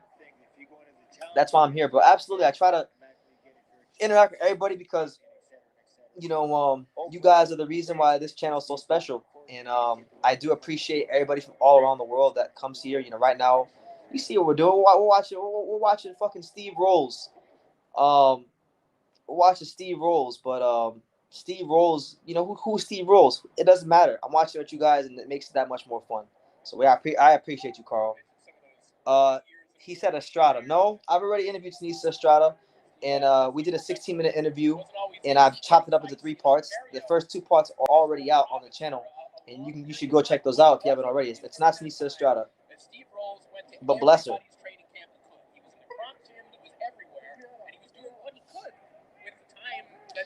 I'm not gonna say who it is. Just check at 9:30 Central, 10:30 Eastern, 6:30 Pacific. Go check it out. About the next half an hour. All I can tell you guys is that it's a big name. It's a big name. That's all I'm gonna say. 123 says Yunusanov versus Liao Ditchko versus Ustinov today in Kazakhstan. By the way, BT, when Ditchko Yunusanov moved to Florida, you can interview Zaya Aliyev about Ditchko in not a year, and he said how he said they're open. I know Zaya. Zaya and I have known each other for 3 years. I've known Zaya since 2018. He knows me. I know him. He watches the channel. He actually invited me to come down to Warriors Gym in Florida to go get some interviews a couple months ago, but I was out of town. I'm very familiar with Zaya. I'm going to get in touch with him soon when I get home. When I get home on Monday, I'm going to get in touch with him and see about how we can schedule an interview and just talk about what's going on with the careers of 2 of the Kazakhstan's very own.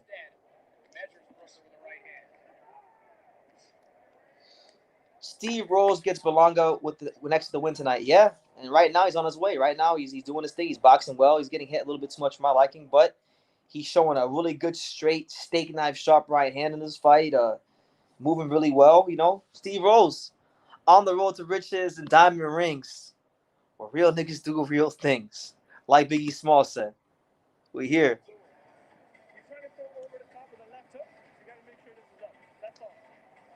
Nice, I will, bro. Absolutely. I've always watched boxing, but you motivated me to learn even more than just pay-per-view fights. Good stuff, BT. No, absolutely. That's what this is about. This channel, like, when I started covering boxing, I wanted to cover boxing because I wanted to be like a good ambassador for the sport, and I wanted to cover boxing the way it's supposed to be covered. Because I noticed in America, just in boxing in general, that boxing is very fickle. Like, people don't give a fuck about the fighters on the undercard. Nobody cares about the fighters on the come up, and it really made me feel some type of way because they're all human beings. Like, we're human beings. They all bleed the same. They all have a story, and sometimes the guys that fight on the undercards that are 4-0, 5-0, 10-0, sometimes they have more interesting stories than the guys in the main events. So I started with South Florida. I train. I try to document as much of the South Florida boxing scene as possible because we have so much talent in the South Florida area, but there's not really anybody to cover it. So I shoulder the burden, and I've loved it. It's an honor and a privilege and a responsibility that I've taken so serious in my life.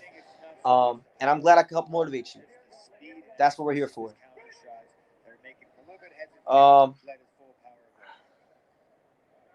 Ordinary Pete said, I gotta feel like it's my man Bernard Hopkins.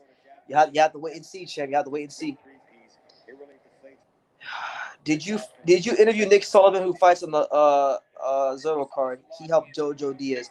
No, I didn't. But today I actually wound up interviewing Rudy Garcia. I interviewed him for like a minute or so. I interviewed him today. He's fighting Victor Morales Jr.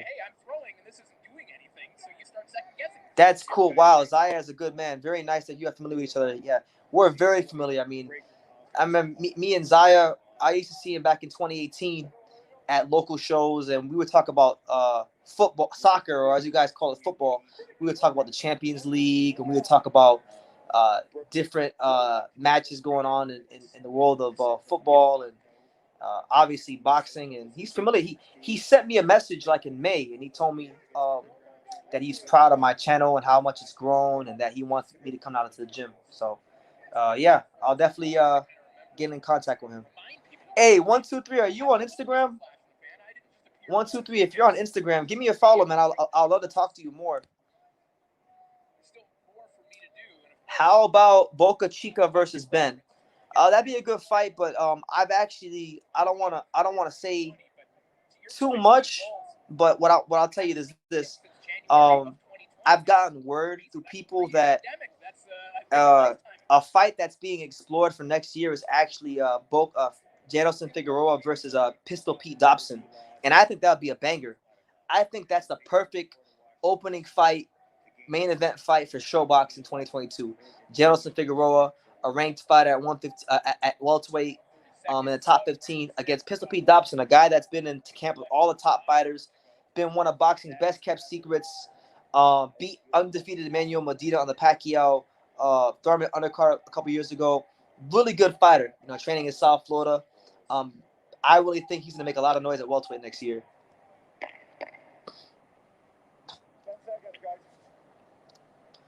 BT and Pops got me back into paying attention to upcomers again. Absolutely, that's what we got to do. That's what we got to do, champ. I'm happy we can help. Are you covering the Bryan versus Char Makabu card January 29th in Ohio? Well, is Bryan and Char gonna be on that same card? Are they all on the same card? Because I wasn't sure. Clarify that for me if you can. I don't know what I'm doing January 29th, to be honest with you. I know there's a lot of boxing January 29th. I don't even know what I'm doing the rest of this year, so I can't give you a clear-cut answer on that yet. I'll have a better answer. I'll have an answer for you on that probably like in the second week of January. By the second week of January, ask me that same question again, and you'll have an answer.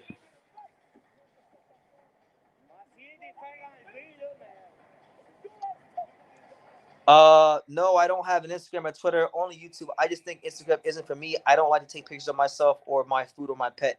YouTube is enough, isn't it? Yeah, it is enough. It is enough. I definitely think it is. I was just asking. Now I appreciate you 123. But 123, if you ever want to talk boxing, just or if you ever want to just talk, man, email me. You can email me when I'm not live when we can talk. You can give me like ideas for videos on like the Kazakhstan fighters, because sometimes there's so much of the American fighters that I'm covering and stuff going on here that sometimes I can overlook the Kazakhstan fighters, not because I want to, but just because it happens. So shoot me an email, man. My email is on my about section of my channel. Shoot me an email if there's any videos you want to see me make on Kazakhstan fighters or any up and coming Kazakhstan fighters you think I should check out. Feel free to shoot me an email. Do you think there is kind of that mentality? Because it felt like in round 4, that's Don King's date with WBA. A mid-round stop. Yeah. And now listen, if Trevor Bryan's on that card, I will 100% be there.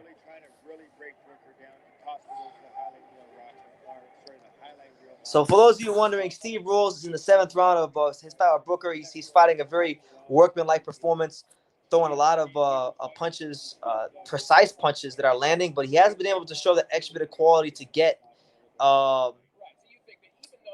Brooker out of there. So, just what it is. What do you think about Mark Reyes Jr. versus Eric Bonet? I didn't even know that fight was happening, but that's a good that's a good prospect building fight for Reyes Jr. Reyes Jr. is on the come up. Bonet's been in there with some good experienced guys like Sean Porter. It's not a bad fight. Rico Rancher says, by the way, shout out to Rico. Good to see you. Who you got winning tonight? Bro, I haven't watched your prediction video yet. Well, in my initial video, I picked Beterbiev, but I'm having some second thoughts because he didn't look like well at the scales. He looked like his face was sunken in. So I'm sticking with my prediction. I got Beterbiev by 8th round stoppage, but I'm starting to like Marcus Browne's chances the closer the fight gets. I think I'm feeling the itch to support our American light heavyweight. Land of the free and home of the brave. What do you think about Abel Ramos versus Josito Lopez on Thurman Barrios undercard? I didn't even know that was happening, but that's a banger. If that fight is happening, that's a straight banger. Ramos, Abe Ramos, a good young fighter. He comes to fight. He comes to bang. Lopez, we know him. He's a veteran that comes to fight and bang. It should be a good fight. I like that fight. Kazuto Ioka is saving New Year's Eve. He is. Thank God for Kazuto Ioka. If we could find a link or a stream, Hyro, we definitely going out strong. We closing the year out strong with a bang. Kazuto Ioka. He's bringing the fights people want to see. Looks a little unsteady. Woo! Let's go, champ. Kevin Effect says, I found out you had True School Sports merch during the car fight, so I just copped the shirt. Let's go, champ. The untouchable True School Sports Empire. Listen, man, if y'all wanna join the Empire and really rep and swag yourself out with some new merch, man, go ahead, go to the store. It seems like people are starting to buy some merch. I'm gonna start pushing it more. Once I actually have more merch myself, I'm gonna go home and shoot me a nice little commercial, and we're gonna start pushing that True School Sports merch in January, and it should be a lot of fun. How the hell do you get home on Teespring here? Let me see. Teespring, good old Teespring. It's a big help though. There you go. All right, so we go to the eighth round. The eighth round of Steve Rolls versus Round 8 begins here. Steve Rolls. Kick it up a notch. Yeah, shout out to you guys, man. Kev and Carl for purchasing the merch. Like I said earlier, Corey, when Steve smells the Do I still have the OG merch? Nah, man, not right now. What I might do is, because I've had people asking me about the old logo, what I might do is I might create a separate a listing on Teespring, and if people want the old logo, they can go by the old logo. I'll let them make their picks. But right now, I'm pushing the new logo because it's the logo I'm going with. What do you guys think? Hyro, I know you're here. Should I start a separate Teespring listing with the old logo, just strictly merch with the old logo, the old 8-bit video game Vice City logo? And if I do, would any of you actually purchase it? Because Rolls just cannot miss with his right hand right now. yeah, Steve Rolls is landing that right hand at will. He's throwing that steak knife sharp right hand. Artur Beterbiev likes to throw. We'll get to that in a little bit. There's another one. There you go. Good body shot. Shout out to Ordinary P. He told me about the merch. Yeah, man. Shout out to him, man. The retro logo. Yeah, man. I might do that. You know what? I'm gonna do it. He says, "What's that logo look like?" I haven't seen it. It's I'll show you. I'll show you right now. Let me go on my Instagram. Find the logo. It's the logo that I used to use before this one. It's like the two guys fighting each other. It looks like a video game from the 80s. And then it has like the squiggly like True School Sports font below. You never seen it? It was the channel logo for like a good. It was like the channel logo for like a solid 2 years, a year and some change, 2 years. Rooker still punching back often enough that it makes it I'm gonna send it to you in the comments. for the referee. Perhaps the corner has to step in here because Rooker. It looks like they're gonna start that Booker fight soon. Booker's getting pieced up. He's also not going to go out until he's flat on his back, and that's clearly not a good thing for Rooker at this point. It's this logo right here. I'm gonna send it to you right now. Where are you? Rooker didn't react well to That's that right. That's right, Presidential Luke. It's that logo right there. The one in that link. He will hold on to Rolls to do so. And I think the sensible thing to do if you're Rooker's corner is to wait this one off. Absolutely, like I said, he's down 8 rounds to nothing. I would see the pictures. I would see the pictures pop up on when I would be on your streams. I always thought it was ads. No, that was my logo. My old logo. On the road to riches. That's right. On the road to riches and diamond rings.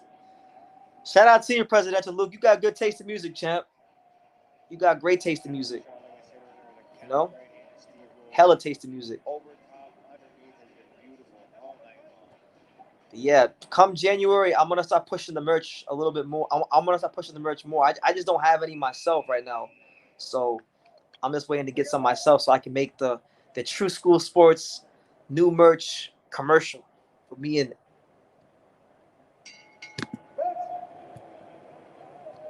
Let me see. We're going to round number 9. Round number 9 is Steve Rolls. Ooh, another right hand from Steve Rolls. Steve Rolls says, "I need that Edgar Berlanga fight." Certainly cannot question Brooker's toughness here. And there's a Hail Mary right hand. And again, doing just enough to make this a decision that the referee doesn't want to make. Absolutely. All right. Let me see.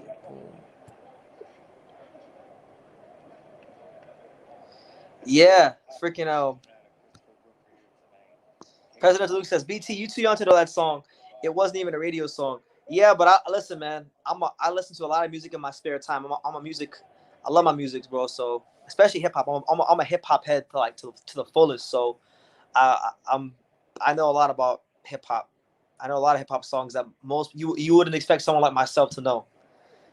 But yeah, shout out to Biggie, R.I.P. Yeah, it was a great logo, but I had to get. Oh, there it is. Steve Rolls finally drops Cordell Brooker here, round number 9, and Brooker is on a knee, and Brooker doesn't know if he can continue.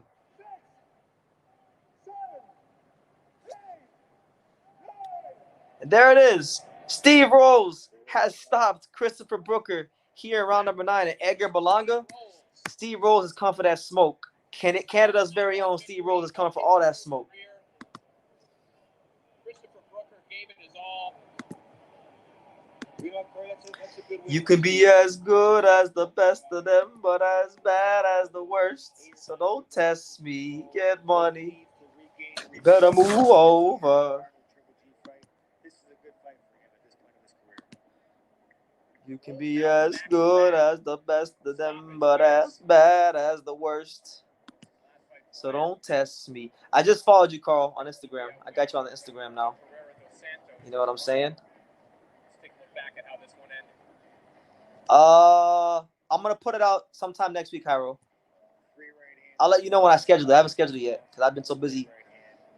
All this other content.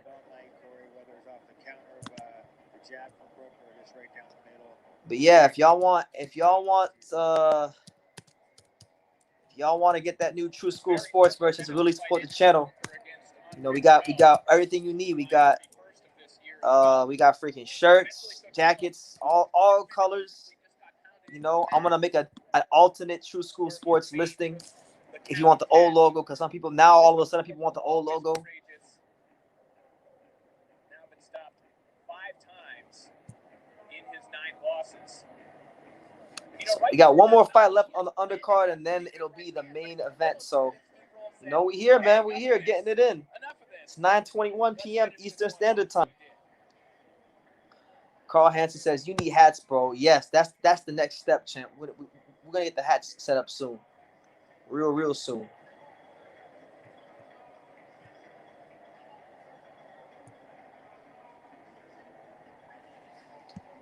I'm gonna get some hats made. Then I'm gonna get some boxing gloves made. That's what I really want to do. But yeah, Steve Rolls, good performance, a good veteran performance from Steve Rolls to get the 9th round stoppage over Christopher Brooker. He picked it up as the fight went on. He picked it up more and more and more. Landed a lot of straight right hands. Just showed his class and his quality in this fight.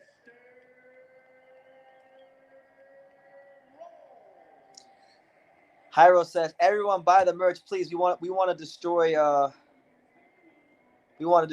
Man." That's fucked up. But yeah, you should buy his merch though. Hyro is right.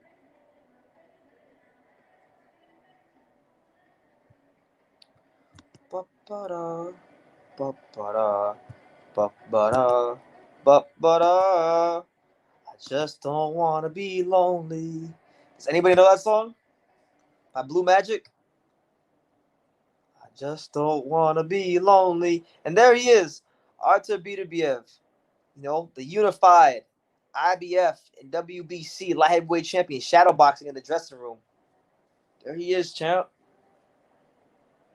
So a big victory there for Mr. Steve Rolls, getting the stoppage win over Christopher Brooker. Corey Erden alongside the two-time world champion. Yeah, we have to get that True School Sports dad hat going. I'll definitely look into that.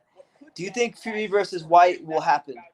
I hope it does. You know, I don't know. I don't know. Like I think Fury versus White is a fight that would be good for the division. There's obviously a lot of politics and a lot of minutia that comes with these belts and the franchise belt and the heavyweights, but you know, it all depends on what happens with AJ. I think with the step aside money. Me too. I was growing up here in Kazakhstan with hip hop vibes. The 1998 to 2006 were the golden age for American hip hop here in Kazakhstan. Wu-Tang, Nas, Tupac, absolutely. Mobb Deep. I've literally been listening to Mobb Deep, the same Mobb Deep song. I like bro, my music playlist has been crazy because all I've been listening to since I've been in San Antonio has been this one Christian worship song. I've been listening to Mobb Deep, and I've been listening to Blue Magic. So I've been listening to R&B, rap, and worship music. Do you have any sleeveless shirts? Yeah, if you go browse through the store on the link I sent you, there should be tank tops. You should see like tank tops. Just click through it, you'll see it. And regain that world title. Johnny, shout out to my guy out there. Shout out to my main man, the pride and joy of North Las Vegas, Johnny Cortijo. He says, Sir Marcus Browne, nigga. He said Marcus Browne gonna piece this man up. That's right. God, I'm running for your hearts. I'm running for your hearts. Till I am a soul on fire. What you know about that, Johnny? Yeah. Baki wants to get the gun show started. Yeah. He wants to hit him with them guns.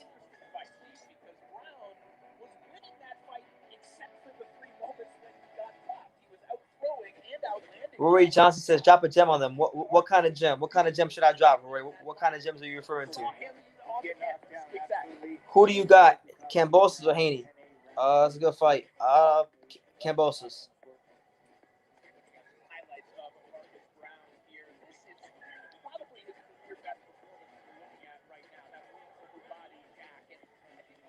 Oh, the Mobb Deep song. Yeah, the I can't remember the name of it right now, but I got it right here in my history. Let me go to my history right quick.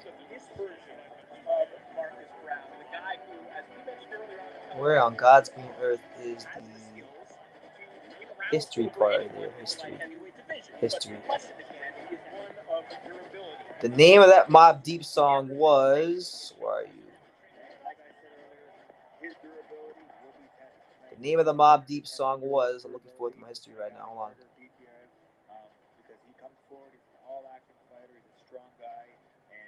The name of the Mobb Deep song was give up the goods. Give up the goods on the infamous album. Give up the goods. That's my favorite Mobb Deep song. So if you haven't heard it, Mobb Deep, give up the goods. That's a song right there. It's now time to move on to our co-feature. As you see, Cynthia, I'll put it in the comments for you guys.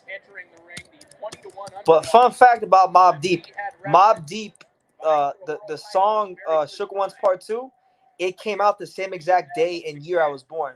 February 11th, 1995. That song came out. But Mobb Deep, give up the goods. That's my favorite Mobb Deep song ever.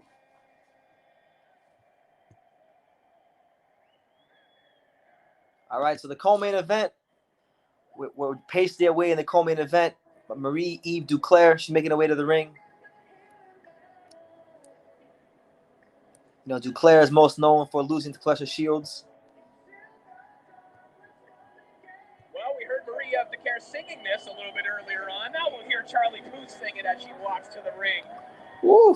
As Maria, our former broadcast colleague, returns home to Quebec and returns to the IBF title picture after losing this title, as was mentioned.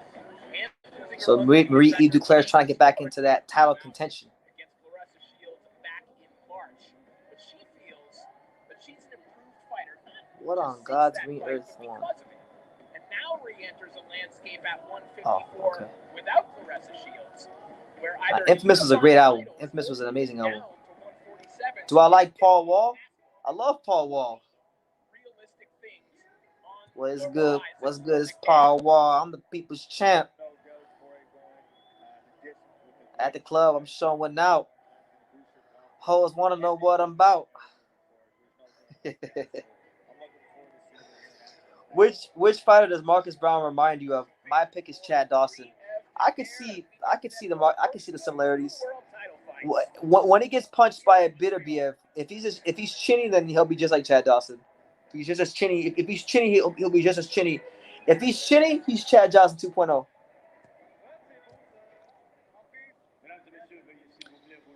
Duclair is good. I mean, I'll be honest with you. I'm not gonna sit here and act like I know the most about her. I only really ever saw and paid attention to the Claressa Shields fight. I don't know much about her other than that. So you might need to educate me, champ.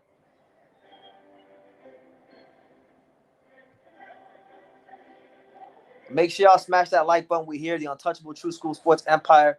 Your boy BT, putting in that work, putting in that extra overtime. I'm exhausted.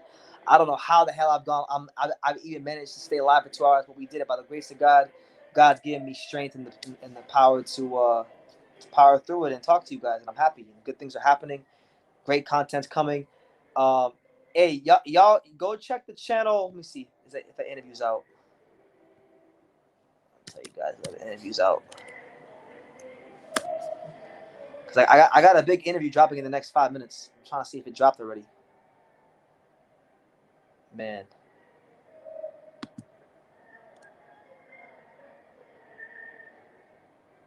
When it comes out, we'll see. He said, Shakur said, he says, oh yeah, bro, that girl in your video was Lang, bro. Which girl are you talking about, Shakur? That's right. Presidential look, he knows. Give up the goods. Queens niggas don't play. Prodigy was the hardest rapper of all time. That's right. I was talking about Shields unified in 3 divisions, 2 divisions, undisputed. Absolutely. A great fighter. A talented fighter. One of the best fighters in the sport, male or female.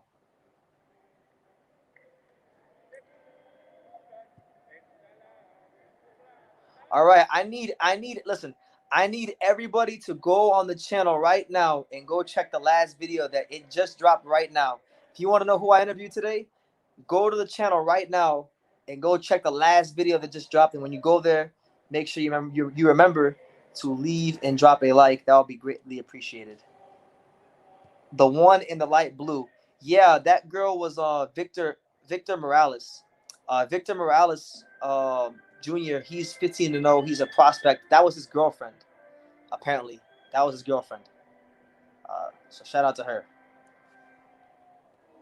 Artur Beterbiev needs to respect Browne. We all know what happened in December 2018. Who called Canada their home? Exactly. Joseph. That's right. 1, 2, 3. We interviewed the legend. We interviewed Bernard Hopkins today. So go on the channel right now if you're here. Go check out my 9-minute exclusive interview with the one and the only, the incomparable legend of boxing, Bernard Hopkins. I had a chance to meet him today, and it was great. It was a wonderful experience. You know, Bernard Hopkins is one of the reasons I started watching boxing. The first fight I ever watched was Bernard Hopkins versus Felix Trinidad, and it was just such a surreal feeling to be interviewing the guy that played a massive role in me becoming a boxing fan. So, really just an honor. I don't really get too excited to meet fighters, but I was really excited to meet him today. Chad Dawson's a good example for Brown. If someone can somehow avoid letting Beterbiev bully him, he can give him trouble. It was a weird fight, but if Pascal could drop him, Artur can, and as well, and he won't. Yeah, absolutely. That's right. The alien. I told y'all. When I come to San Antonio, I told y'all when I was here, I meant business. And we got B-Hop today. Tomorrow, I'm trying to get Oscar. So we mean business, man. I told you guys, 2022 is going to be my year. Everybody better just stay the fuck out of my way. It's gonna be our year. It's not my year. It's gonna be our year here on True School Sports. So everybody just better steer clear of what we got going on, because this is the home of boxing. This is where the boxing fans need to be. The untouchable True School Sports Empire. So we got Bernard Hopkins today. Tomorrow maybe Oscar De La Hoya, and who knows? Who knows?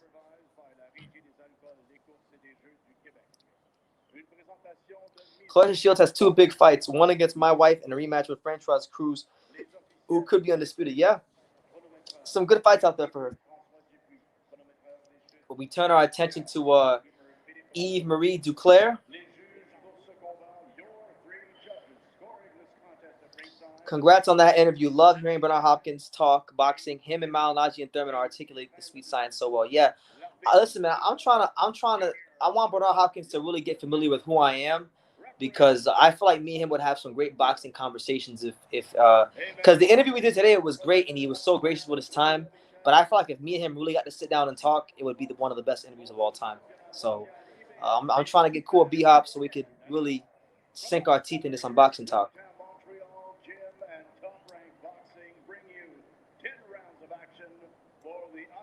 So, oh man, this is a co-main event, women's boxing. This is gonna go to 10 rounds. So listen, guys, for the next 30 minutes plus, drop your questions in, hit the like button, drop your questions, super chat, go buy some merch. If you want the merch link, I'll drop it for you. Let me see where we at. I'll drop that merch link right quick. Queens, get the money. Boom, I'll drop the merch link. There's the merch link if you want to go buy a shirt. Do your thing. Do you have food? I'm gonna get some food after this live is done. I'm gonna get some food and then I'm gonna go to sleep. So that's the plan. Talk to you guys, get some food, and then go to sleep. When is Sinisa fighting? Sinisa fights tomorrow. She's the co-main event, but she's really the main event. It means to me, no disrespect to Gilberto, no disrespect to anybody else in the card, but she's the most talented fighter on the card. So to me, she's the main event. BT, I'm rooting for our empire. True School Sports Empire will be the biggest truth in the thing that the boxing game has definitely been missing. Yeah, man. Listen, when I go to these fights, I'm one of you guys. I'm a boxing fan just like you guys. So I look at myself as a representative of the boxing fans.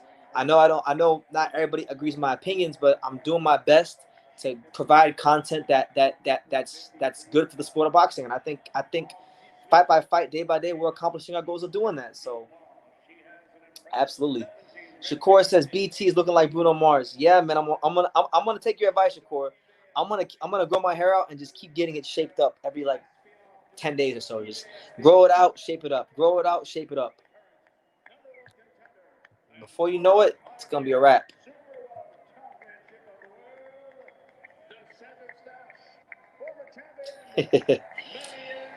See what I've started, bro? You're welcome. Haha, I love this channel. Subscribe. Yeah, absolutely, Carl. And look, Carl, I know things are very crazy in Australia right now, but I look very forward to, if things ever do clear up, I look forward to heading over to Australia and seeing what the Aussie life is all about, seeing what the Australians are about, and meeting people like yourself, meeting the other Australians that are subscribed to the channel, or maybe when you come to America, that'd be good too. B-Hop should write a book about wealth. He has that old school Archie Moore type technical boxing knowledge, the kind of stuff that's really not. Yeah, absolutely, and that's the kind of stuff I wanted to touch on more with him today. We touched on a little bit of that today, but I want to touch on even more. Oh man, here comes Duclair. Duclair not playing. She coming out with them grown woman punches. Oh shit! Oh no, okay, that was a slip. She pushed her. He says, "I got you. Come over here, bro." All right, yeah. It's the whole vaccine. I don't want to get vaccinated, bro. I don't want to get too deep into that because I don't want YouTube to like leave my channel. But like I am not going to bend or fall on that. So there's gonna have to be some sort of like lift or some bending of the rules. If I'm gonna go there. Hyro says, I'm so glad Timothy Bradley isn't there, man. Why? Why not? If you go to Australia, go to one of their burnout contests. They go hard as fuck. I want to see everything that Australia has to offer. One thing I can say about Australia, just from like the handful of people I met there, from George Kambosos to Liam Paro to from George Kambosos to Liam Paro to Avril Matthew.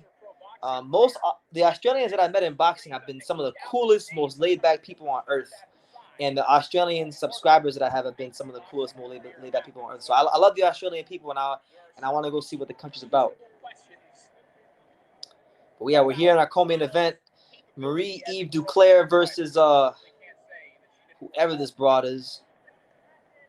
Duclair trying to get back into title contention. She's not too far removed from losing the Clarissa Shields. Good counter punch there. Good counter left hand by Marie-Eve Duclair. This is going to be a big night for Marie-Eve Duclair because it's one thing to win a world title. We're good people with some values as my American, with the same values as my American. But absolutely, I mean, the Australians are just really cool people. It's hard not to like the Australians, honestly. Timothy Bradley, another veteran that breaks down the fight game well as a commentator. And yeah, and it's crazy. You guys may not know this, but I'm starting to find out that a lot of people in boxing, prominent people in boxing, watch this channel. Like Timothy Bradley watched this channel. Like he told me, like when I met Timothy Bradley for the first time in May or April at the Edgar Berlanga fight, he told me I watch your channel. Just recently at the Devin Haney Jojo Diaz press conference, Jeff Mayweather tells me he watches my channel. So people are watching. The untouchable. You can't keep the untouchable down for too long. The news is spreading, and reviews are pretty much positive.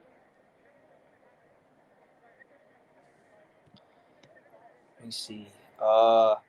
Australia is pretty cool. A lot of sexy ass girls. Bars are fun. Most of them love Americans. Coke was garbage though. Hey, shout out to him. Shout out to Australia. I want to go. Never was in Australia, but I was in the U.S. U.S. people are very open, and they helped me a lot when I was there. Yeah, especially us Southern people, us Southern folks. We definitely love to help people. We definitely love to show the foreigners the Southern hospitality. I'm from Miami, so we are considered the South. Miami, South Florida. Florida in general is considered the South, so absolutely. The Declaration of Independence goes out the door in case of emergency. It's funny. Also because of Lozano's, frankly, lack of experience at this level. But yeah, man, I shout out to everybody. Kazakhstan, Australia, Canada, England, everyone that watches right now. Give me your predictions, man. Give me your predictions. Let me know what city, what state, what continent, what country you're watching in. Drop it in the comments, and I will give you a shout out. I want to see how international we are on this live, so please do me a favor and go ahead and do that. Smash the like button. Go check out some of the interviews we got. I mean, Jesus, man, the list of interviews we've been getting on True School Sports has been top notch this week. We've interviewed in this week alone. We've interviewed Gilberto Ramirez. We've interviewed Sinisa Estrada. We've interviewed Marlena Esparza. We've interviewed the president of Golden Wing Promotions, Eric Gomez. We interviewed Uniesi Gonzalez, and we even interviewed the executioner, the legend, the all-time great Bernard Hopkins himself. That just dropped on the channel, so go check that out. They're getting a firm warning that a point will be deducted next time. You know what I'm saying?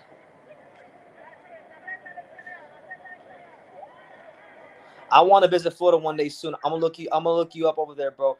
If you do come to Florida, and this is advice to anybody who comes to the South Florida area. If you come to South Florida, don't stay in Miami because it's expensive, and don't stay in Florida because it's expensive. Stay in Dania Beach, my hometown. It's right in between Fort Lauderdale and it's right in between Hollywood. You can navigate anywhere you want to go, and it's cheaper, and you'll love it.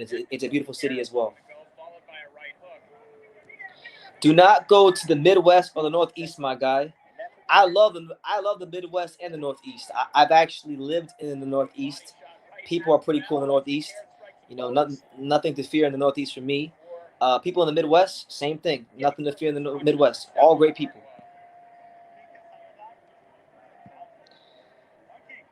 Let's see. Shout out to Townsville, North Queensland, Australia. There you go. There you go. That was a fun interview. But Bernard Hopkins is a living legend. Absolutely. A legend. Go to the Canelo gym. Do you speak Spanish? No, I don't. That's why I don't speak Spanish, but I understand it. So, like, me and Tanisa Estrada are kind of the same. So, you know, God willing, me and her cannot speak Spanish together.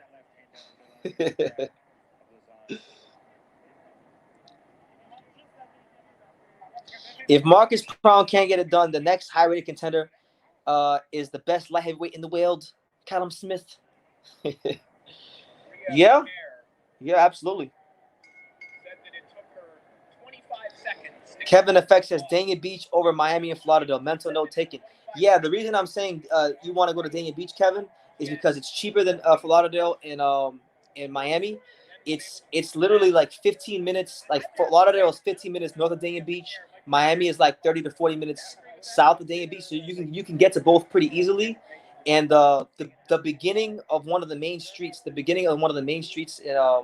there's this street in Florida called A1A, and it's a street that connects you to all the beaches. It begins in Dania Beach, so you can take it from Dania Beach all the way down to South Beach, and you'll go past Hollywood Beach, Fort Lauderdale Beach, Hollandale Beach, all the beaches. It's beautiful. In fact, when I get home, one of the first things I'm going to do is drive on my scooter from Dania Beach and go on A1A and go all the way down to South Beach. Watch the sunset. As far as hospitality, I'm from the South, and people are different here in Michigan. They are, but I get along with everybody. So to me, nobody's a problem. Everybody that I met from Michigan, and I know a ton of people from Michigan, like people from Detroit, people from Grand Rapids, people from Ann Arbor, all over Detroit, and all over Michigan, and they've all been good to me. So and the same thing with like people from Chicago, people from Nebraska, people from just all different parts of the Midwest, Cleveland. They've all been good to me. But like, I know everybody's different. I get along with everybody. Where in the Northeast did you live? I lived in Lawrence, Massachusetts, Lowell, Massachusetts, Nashua, New Hampshire. Yeah, Massachusetts and New Hampshire.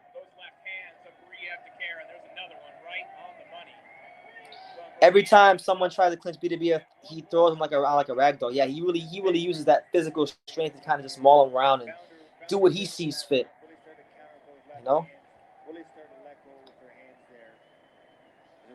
I hope Browne stays on the outside and wins on points. I hope hope is delayed failure sometimes. Yeah.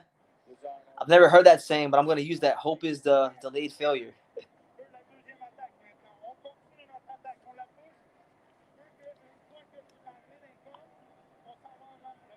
Sweet interview. I called it. Yeah, I hope you guys enjoyed it. For those of you who haven't heard, for those of you who are just funneling in, a big time interview just dropped on the channel. You know, I had a chance to interview the legend himself, Bernard the Executioner Hopkins. Go check it out. Go smash the like button. Go check out what me and Bernard talked about, because it was a great time, and he was awesome.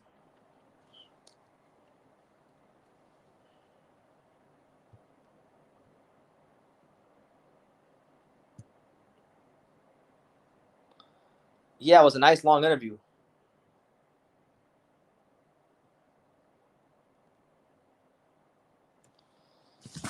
Oh man.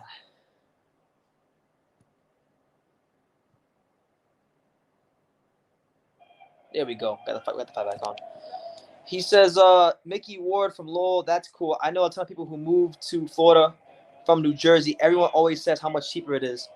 Well, it all depends. If you move to like the middle of Florida where there's nothing like whatchamacallit, like the Orlando area, Kissimmee, Clear, like them areas, there's nothing over there, so it's cheaper. But like if you come to like Miami, Fort Lauderdale, Dania Beach, Hollywood, Boca Raton, West Palm Beach, it's going to be a bit more pricey. Well, and you do have to wonder, with kind of the cloud hanging over Where is what- where is Orlando from your hometown? Like, how far is it? Orlando is about three hours and 15 minutes away from my hometown. It's a couple hours away. How long before the referee just starts taking a look at this and says, Moncton, New Brunswick, Canada, north of Maine, USA. Okay, shout out to Canada. Much love to all my Canadian subscribers. And look at Hyro. Hyro is going all the way back into the archives. Here's my. I actually had a chance to interview Marcus Browne in 2016. One of my worst interviews of all time. If you want to see one of my worst interviews of all time, go and watch the link that Hyro just dropped in that comment right there. sparring with male sparring partners because she said she couldn't find a woman who was left-handed anywhere near her. But Maria Beterbiev just on a completely different level. Absolutely. That counter left hand. All right, so 4 rounds completed between Marie Duclair and her opponent. Duclair is winning the fight pretty easily. This is our last fight before the main event, so it's a 10-rounder. I think it's gonna go the full 10 rounds. So if it does, we still got the 5th, 6th, 7th, 8th, 9th, and 10th round. So guys, please keep them questions coming. Keep me occupied. Keep yourself occupied, and continue to make this live a great live because it's been a great live so far. And if you want to support the channel, super chat. If you want to really, really support the channel, get yourself some True School Sports merch. The link is right there. We got everything.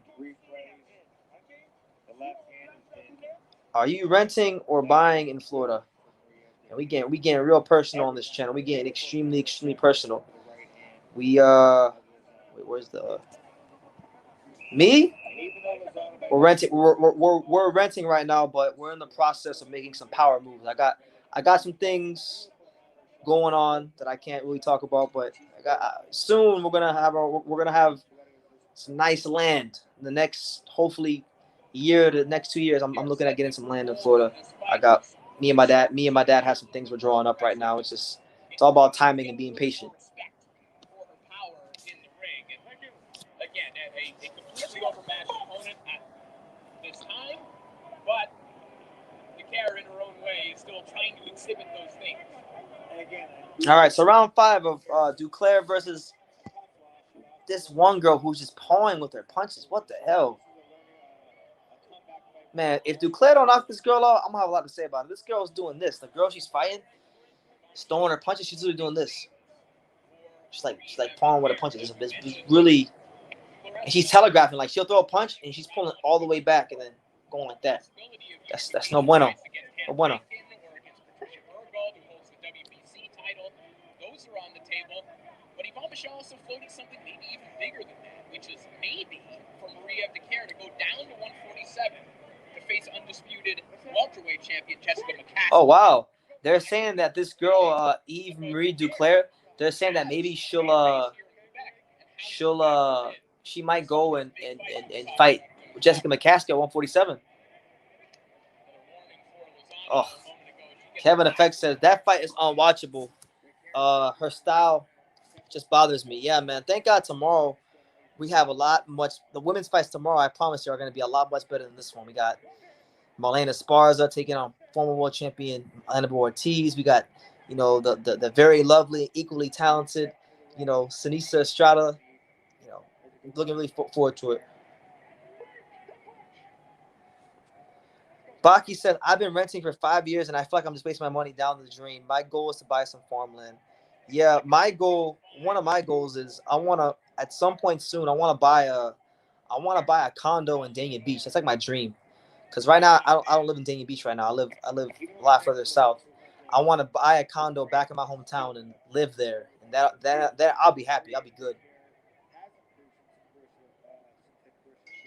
Hyro says Annabelle Ortiz is moving up 2 weight classes. She is. At the weigh-in, she looks significantly smaller than Marlena Esparza, and Marlena Esparza is not big at all. I'm bigger than Marlena Esparza, and I'm not even big.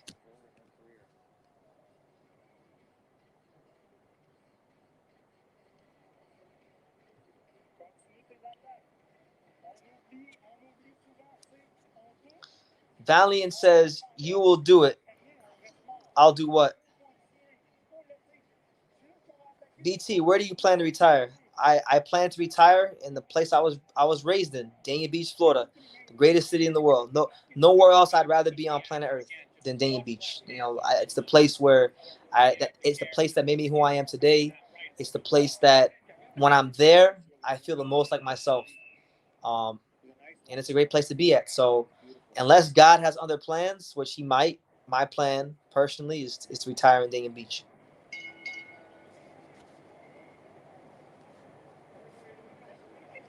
True School Sports is global. Damn right. We international champ in Australia, UK. I'm well traveled. I go to, I'm in San Antonio now. I was in Dallas about 5 days ago. Before that, I was in Vegas for a month. We get around, champ. For someone who isn't exactly rich, we sure do get around. Buy a condo in Dania. That's the plan. That's the plan. That's what me and Pops are working on. To go from 154 to 147, I wonder if she fought at welterweight before. I have no clue. I'll check later on.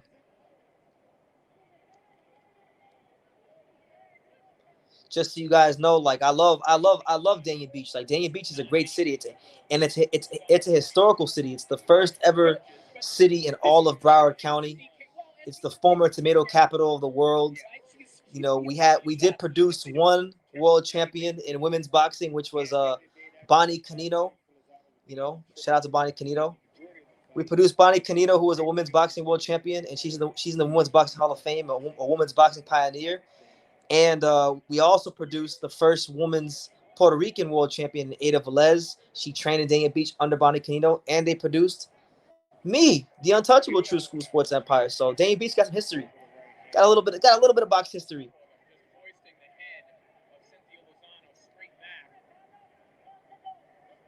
Oh, good left hand by Duclair.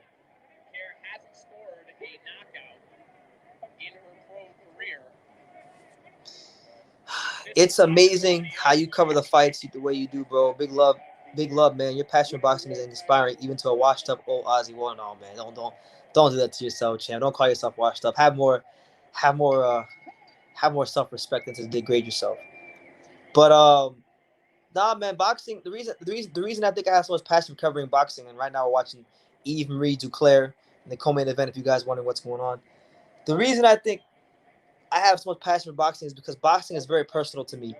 Boxing is not just a sport to me. Boxing is a way of life. Boxing is a sport that literally saved my life at 19 years old. I wrote a book. I haven't published it yet, but I wrote a book. It's been completed for a long time. I wrote a book documenting some of the stories and things that I've experienced covering boxing.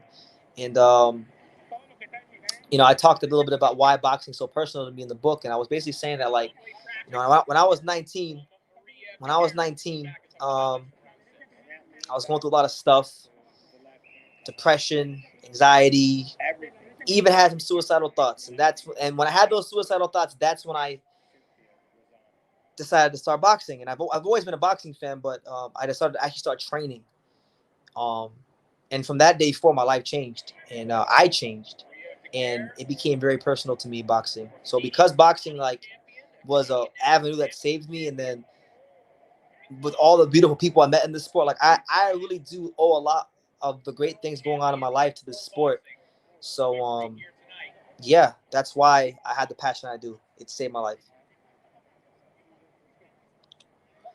Do you think the main event will go the distance? It's possible. I don't think so, though.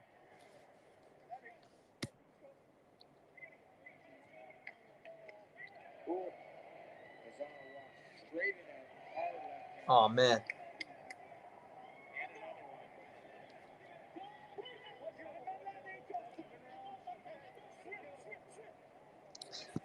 I want to see Snisa fight Nengen. Oh, no, you don't want to see that. She beat Estuko Tara. Yeah. Oh, yes. The referee just waved the fight off. So Eve Marie Duclair just stopped her opponent in the 7th round. So we actually get this fight to end a little bit sooner than we thought. Hallelujah and praise the Lord Jesus. Oh, my God. I can't believe it. I can't believe it.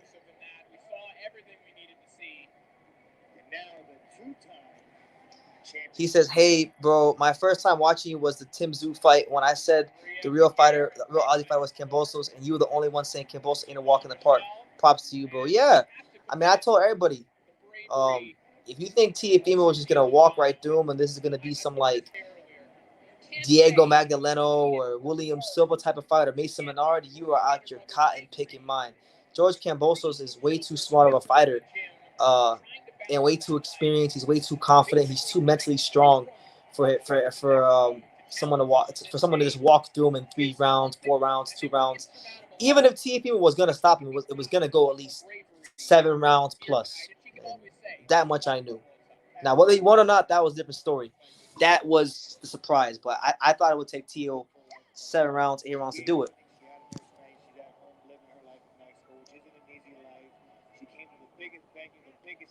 Boom. Even Marie Duclair was throwing them grown woman punches.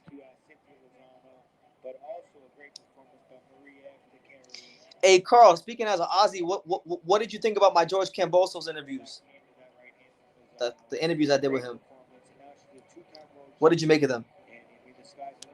By the way, shout out to all 29 of you that have stuck with me throughout the live. If you have any comments, thoughts, questions, concerns, anything you want to talk about, anything you want to get off your chest, any predictions, any questions you have about me, it can be boxing related or non-boxing related. Just get them to me and I'll answer them.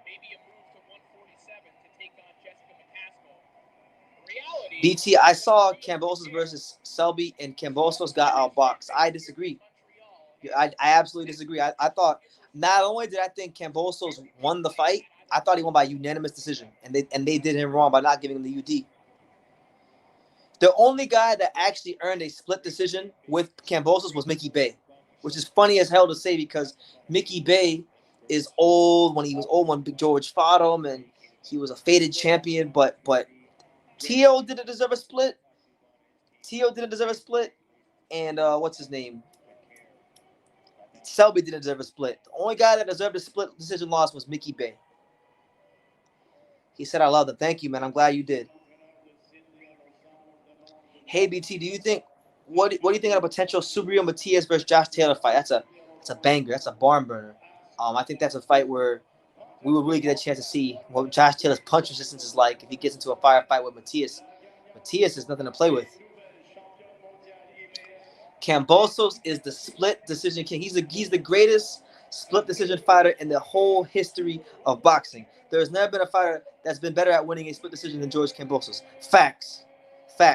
Shout out to my main man, 50 grand, Sebastian, the technician Santana, one of South Florida's very own, one of Flocka Community Gym's very own. Sebastian, when I get to South Florida and you see that I'm posting on Instagram that I'm back in South Florida, I'm gonna hit you up. But if I don't hit you up, hit me up. I want to get you on the channel. I want to do an actual proper interview with you because I know I got like stuff from when you were like a novice and whatnot. But I want to get you on the channel. I want to show some love to the local amateurs.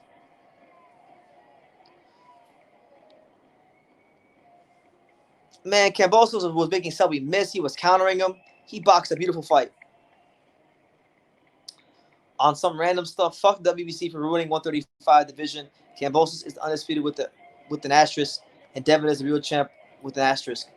It's corny. It's just corny, man. Like I met a guy today from the WBC, some guy that I think just works for them. I forgot what he does, but like I told him, like, yo, y'all got to get rid of the franchise belt. That shit is horrible. Shit is trash.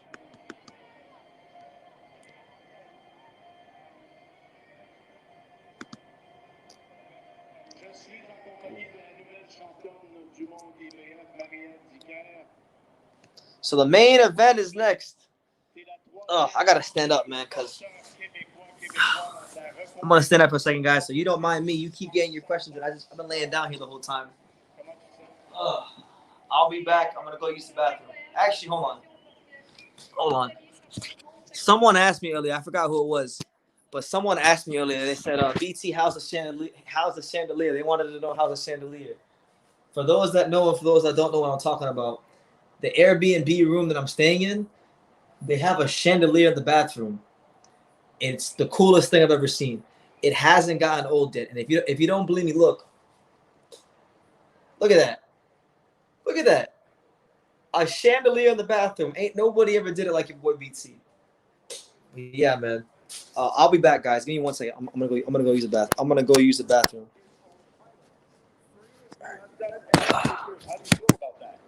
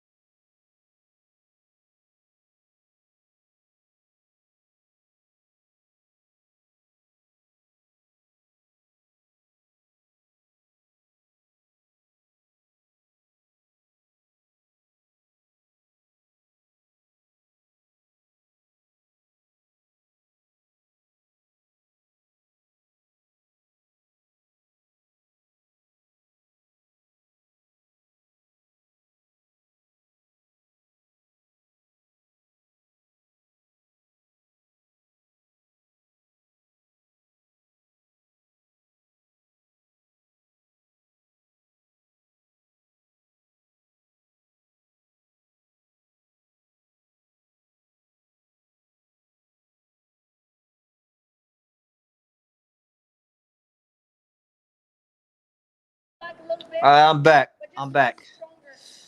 Back. What's good? What's good, people? I hear all the lightweight kings talking trash about levels, but their last fights were okay. Tank was ordinary. Garcia keeps talking, but my boy was pure fire against Lopez. He was, and that's why he gets the props. George Campos has been such a breath of fresh air to boxing. He's shown the world how to be a champion, how to conduct yourself before a fight, during a fight, after a fight. It's just been beautiful to see, and that's why I'm so glad we got him here on the channel. It was a great thing.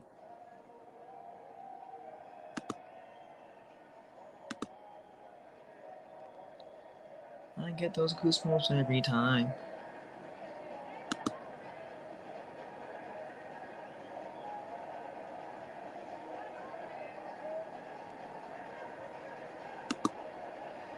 But yeah, main event is next. The main event is next. Make sure y'all smash that like button. We here.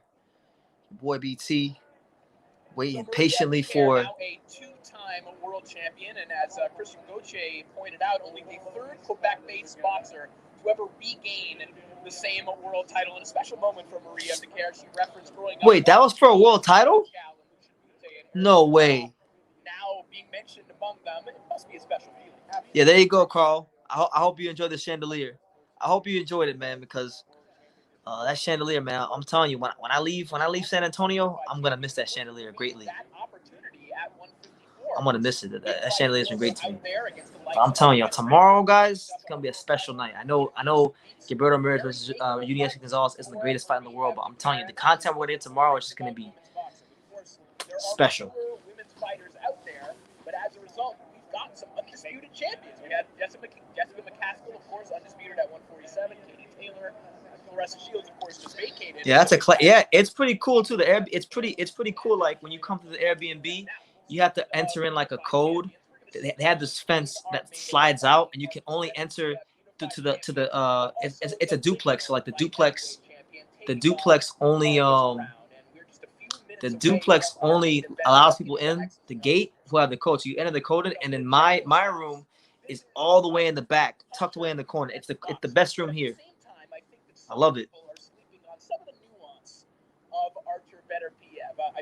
Yeah, it's pretty cool. It's pretty simple. It's nothing special. Like I got a bed, I got a TV, I got a dresser, and I got a shower. And then they put a touch of class with the chandelier. That's really the highlight of the Airbnb is the chandelier. But yeah, man, the talking is done. The weigh-ins have been made. The hype has been propped up to no end. We are now just moments away from Marcus Browne versus Artur Beterbiev. So I appreciate all 26 of you who have stuck with me. Your boy BT, the untouchable True School Sports Empire, live in San Antonio. We're gonna get the fight. We are going to see potentially a new unified champion if Browne can pull the upset, or we're gonna potentially see Artur Beterbiev get his 18th knockout in his 18th fight. So there's a lot to look forward to, a lot of storylines, a lot of things to fight for in this particular matchup. Give me your last minute predictions. Who's team Beterbiev and who's Marcus Browne? I'm picking Beterbiev to win by 8th round stoppage, but I'm rooting for my fellow American Marcus Browne.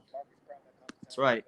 Artur Beterbiev is a true warrior, a true gladiator. It's his first fight here in Canada, in front of his fans, in front of his hometown. Oh, it is? Supposedly, this is Artur Beterbiev's first world title fight in Canada. Expect the best Artur Beterbiev and Beterbiev. Roy Johnson's got Beterbiev by 9th round KO. Okay. Keeping up, Marcus I got it around Browne earlier. getting ready to walk to the ring, so let's send it down. Here we go. Here come the entrances. Let's see the entrances. Uh-oh. Marcus Browne coming out with the USA wardrobe on, the USA robe. Oh man. Hyra, where you at, champ? Look at Marcus Browne.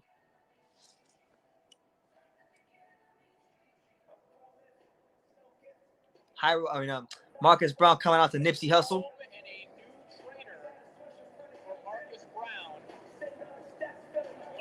24-1 with 16. Man, what an amazing fight outfit. He got the white robe on with the blue stripe on the right, the red stripe on the left. He's got the little tassels on the side. Man, you know what? Hey, Hyro, hey, with all disrespect, fuck Artur Beterbiev. Come on, Marcus Browne, USA. I'm proud to be an American, or at least I know I'm free. Sir Marcus Browne, to all you chumps out there. We gotta support our American light heavyweight, Tyro. A patriotic American light heavyweight? I can't not support this guy. Carl says, I'm a builder, bro, and I ain't never seen no chandelier in a bathroom ever. See, and he's telling the truth, because I went on Carl's Instagram, and he has like a building company. Like all of it is like building pictures of remodeling bathrooms and stuff. So if he's telling you he hasn't seen a chandelier in the bathroom, this is truly different.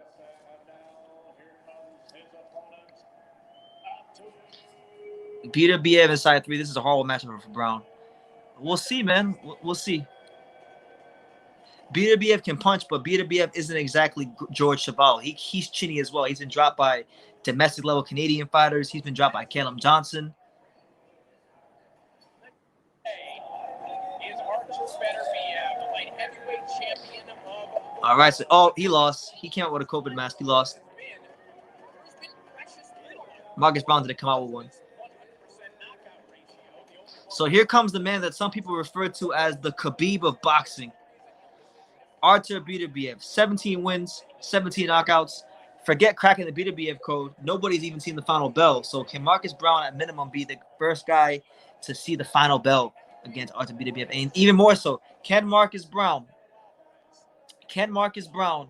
actually defeat Artur Beterbiev? You know, we'll see. I'm going for Marcus Browne. I'm supporting our American light heavyweight, especially because he's being very patriotic, and you know, unfortunately, because of how things are in the country right now, a lot of Americans aren't as patriotic as they should be. They're not appreciative because they're spoiled. So I like the fact that he's got the USA on his trunks and all over his outfit. Oh.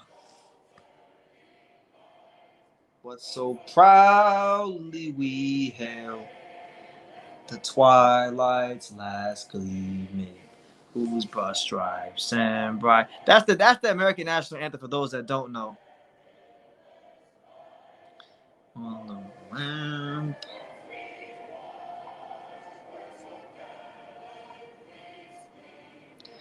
And the rocket's red glare, the bombs bursting.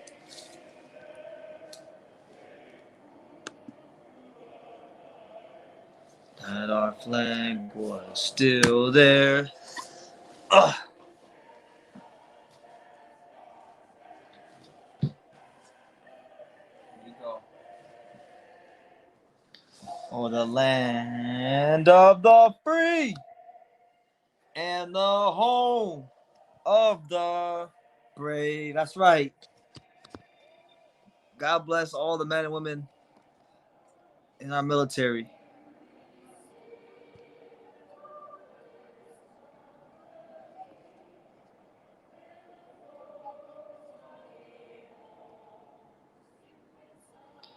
Oh wow, they're singing the American national anthem in French. That's crazy. I never heard this before. Do y'all hear that? They're singing the American national anthem in French. This I can't believe I'm saying this, but this is turning into a legendary live fight reaction.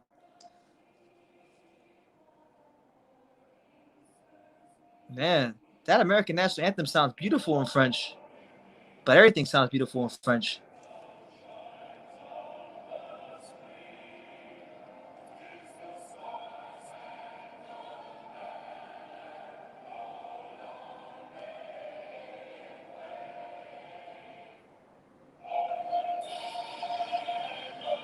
Man, Marcus Browne's not losing high roll.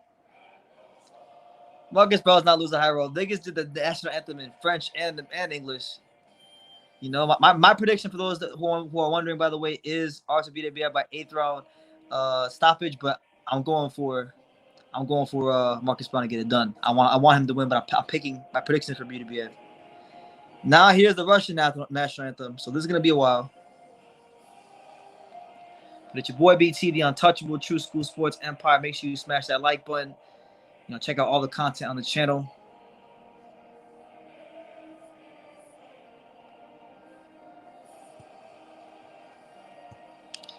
Lamar May says, since Trump is up, America will never be the same, and it's sad. The brother openly stands for this falling nation that doesn't stand by. The brother openly stands for this falling nation that doesn't stand by. Whatever that means. God bless you.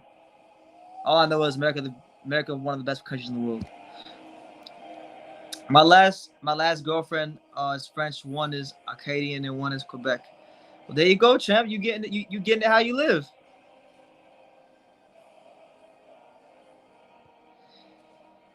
It's the law on the part of the Canada. Anything in French has to be translated to English and vice versa. I thought it was only signs and words, but maybe it's just a courtesy. Maybe I've just never seen that. I never heard the American national anthem sung in French, so it's new to me.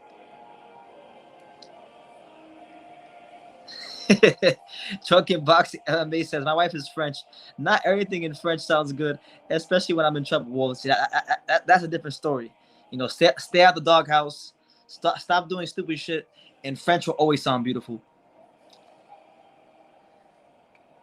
Yeah, the Russian anthem is cool.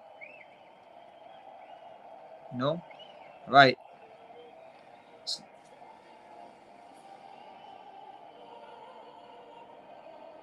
There we go. The Canadian national anthem.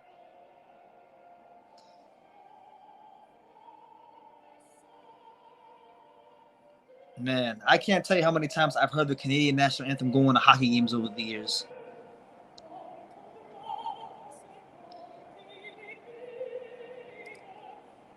Get your last minute predictions in. It's your boy BT, the untouchable True School Sports Empire. Just chilling with you guys, watching the fight, interacting. Let me know what you guys think. Smash that like button. Give me your predictions. Does Marcus Browne get splattered like the last 17 Artur Beterbiev opponents, or do we have is he going to get his Rocky moment tonight? Is he going to bring the titles back to the USA? Is he going to be the next American light heavyweight champion? We're going to find out.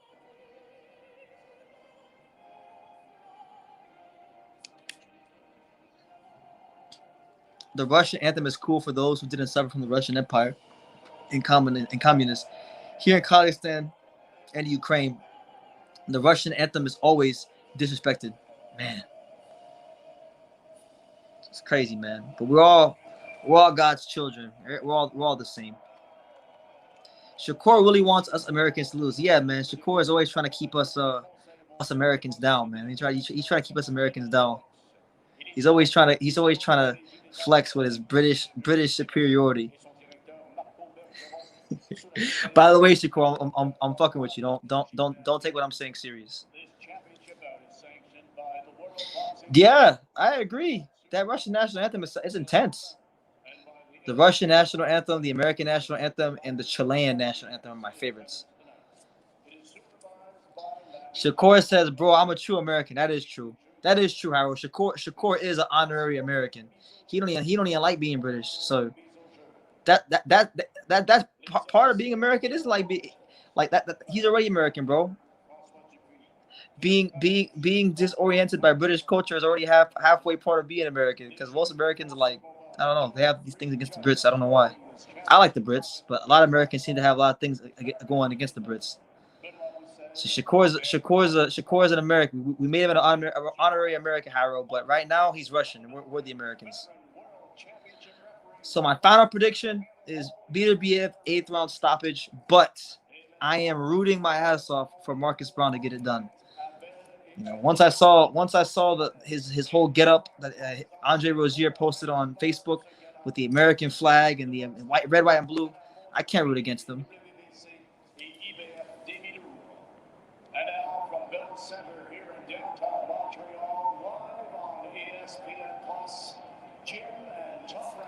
Shakur said, "I just want Beterbiev to win because of Hiro."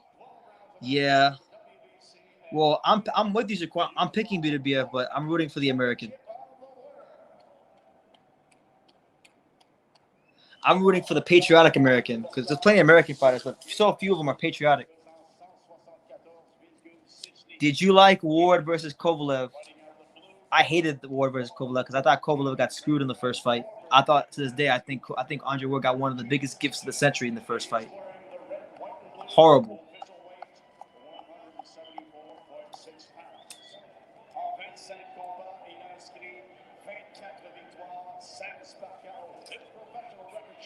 All right, so there's Marcus Browne.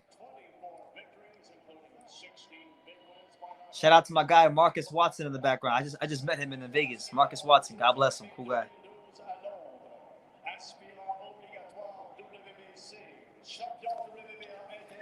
Come on, start the fight already.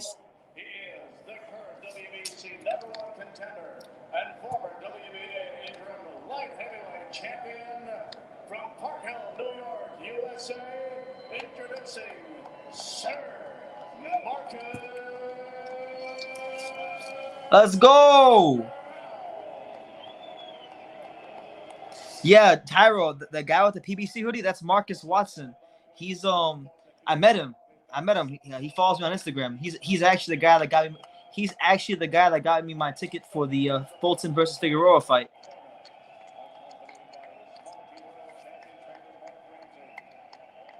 Man, Beterbiev looks skinny.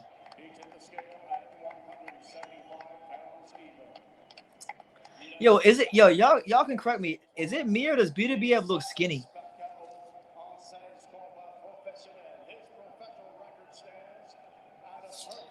I went to that fight. I was actually at that fight live. It was horrible. It was horrible, and I felt weird because, you know, I'm an American, but I used to be a big Kovalev fan, so I was like the only person in my section going for Kovalev. I was sad as hell when that happened.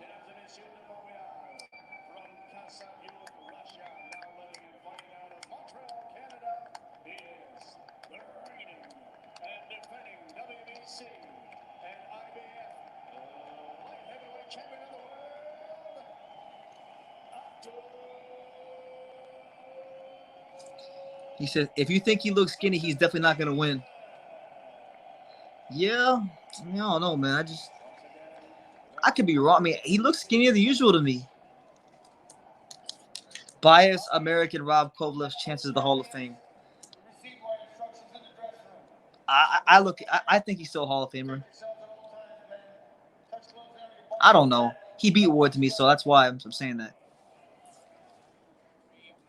Griffin with the final instructions as we take a look at the tail of the tape. A slight height and reach advantage for the South. So Artur Beterbiev at 36, taking on the 31-year-old upstart Marcus Browne. This is Marcus Browne's first fight under lead trainer Derek James. And here we go, Marcus Browne in the red, white, and blue American trunks. Beterbiev in the black trunks. Here comes Marcus Browne coming out with that jab, circling the ring. Beterbiev feints, throws the right hand, blocked by Browne.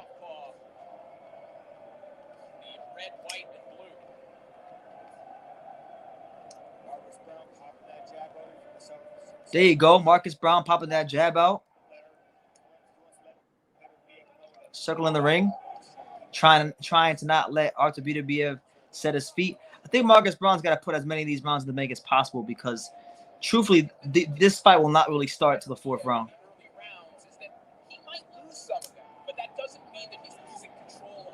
Good double jab there by Beterbiev to close the gap, but Browne gets out, comes back in, shoots a left hand to the body. Good pot shot from Marcus Browne. There you go. Marcus Browne misses a right hook.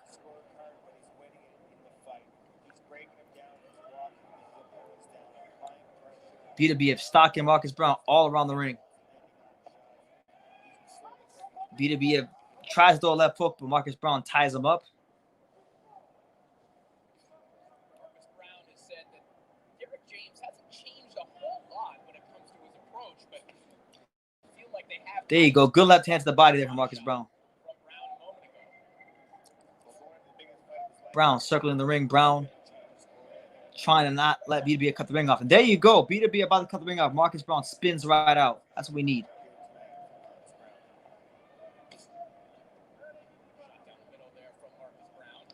Marcus Browne coming out good here in the first round. Boxing smart behind the jab. Good left hand to the stomach. He likes to throw the body, but sometimes when he pulls out, he pulls straight back. And those are the 3 times that Jean Pascal caught him. Man, Beterbiev's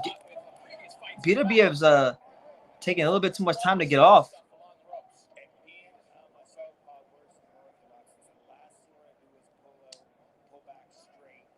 There you go. Good footwork from Marcus Browne. There you go. Probing with the jab.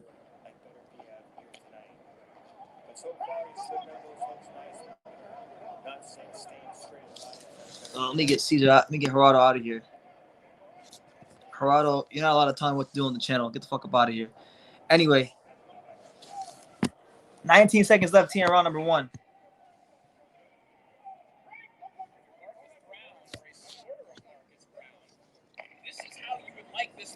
There you go. Left hand to the body here, Marcus Browne.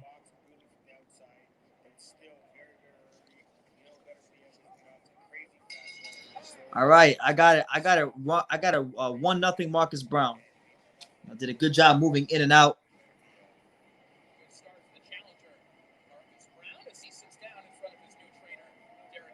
Let's see what kind of instructions Derek James is giving him. You know, two experienced trainers matching wits tonight. You got Derek James on Marcus Browne's corner versus Mark Ramsey in Beterbiev's corner. Ramsey's been around Canadian boxing for a long time. But yeah, I gave what's his name? Browne the first round. I think he did a good job circling the ring, using his athleticism, using his footwork to not let Beterbiev set his feet. So pretty much the first round, the ideal start. Like the ideal start for Marcus Browne.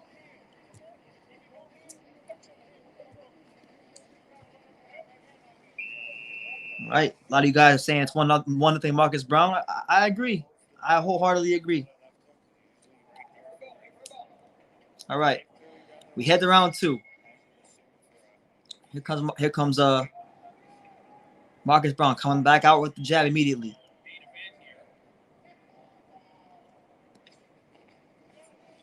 Marcus Browne overshoots the left hand. Nothing doing there.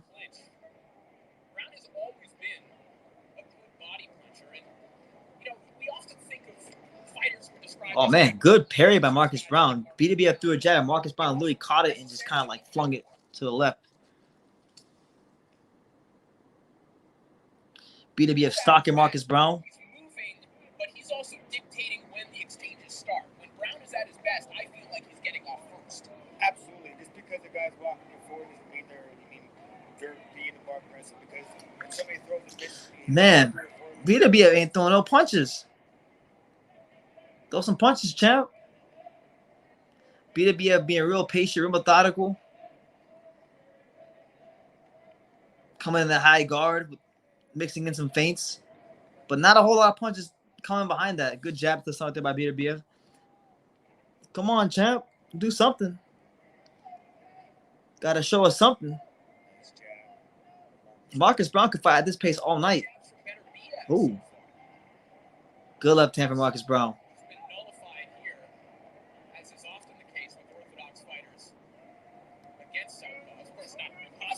There you go.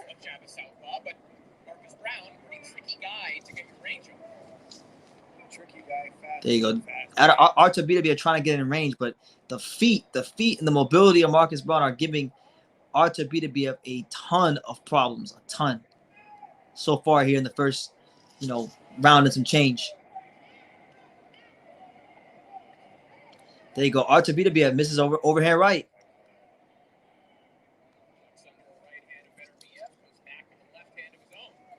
Beterbiev probing with the jab, trying to get Marcus Browne to stay still so he can plant his feet and deliver some punishment. But Marcus Browne is just, he's doing what he needs to do. He's not letting him plant his feet. He's changing the levels of his jab, moving his head, throwing punches and placing them well.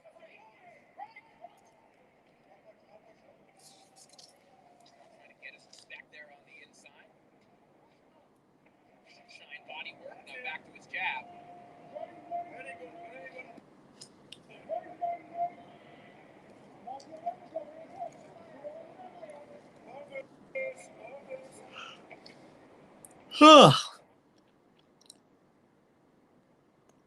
What the hell? Oh my God. All right, hold on. The stream froze a little bit. But yeah. Good tactical fight for Marcus Browne so far. He's doing what he's got to do. He's boxing smart behind the jab, using the athletic gifts that God gave him to give himself the best chance to win. And so far, he's doing good. The hell? There we go. My stream froze for a little bit. Bear with me. Y'all tell me what's going on right now.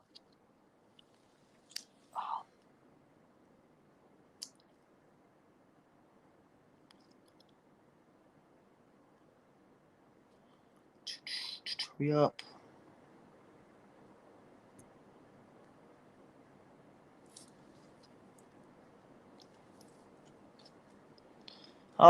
I don't really care too much about that fight. I mean, I saw it the first time it happened. Paul Woodley's whatever fight.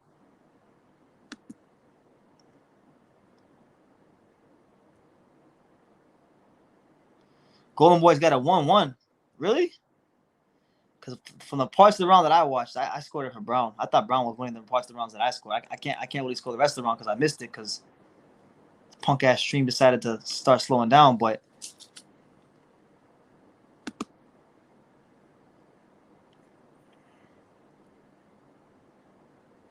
it's your boy BT, the untouchable True School Sports Empire. We're here. We're live for Marcus Browne. We're live for Beterbiev. It's turning into a good fight. We're going to see if Artur Beterbiev has the ring craft to stop the movement, the athleticism, and the mobility on Marcus Browne. Because so far, it's been nothing doing at all. Nothing doing for me. I think he's lost both rounds. What the hell?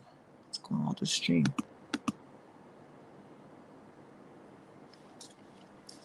Stream's been working the whole card. It's been working. Now all of a sudden, work.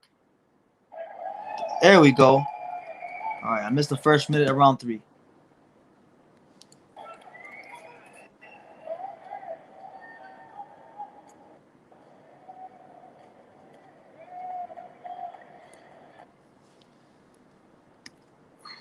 Come on, man.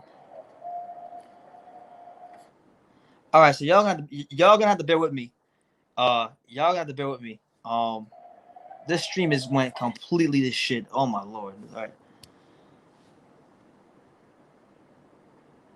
No, my stream is good, but I'm saying that the stream that I'm actually watching the fight on, I think my computer is like going all being slow now all of a sudden. Like it was fine the whole time, the stream, and now all of a sudden the fight comes on, and all of a sudden, you know, nothing works properly anymore. So give me like a minute or two. Y'all can keep me up to date. Hopefully nobody gets knocked out or nothing dramatic happens. But I'll have this solved in like the next 45 seconds to a minute. You see top right.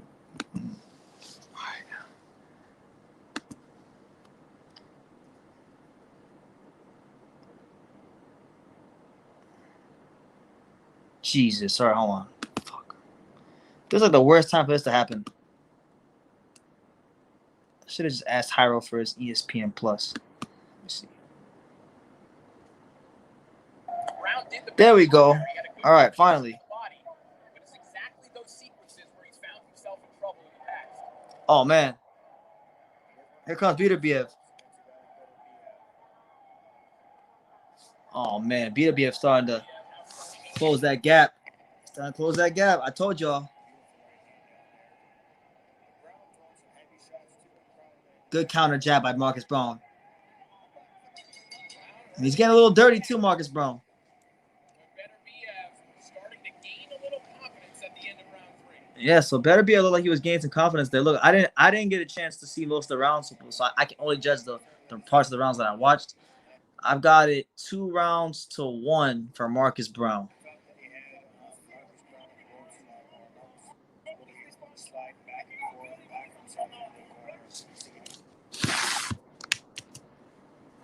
Fuck, bro.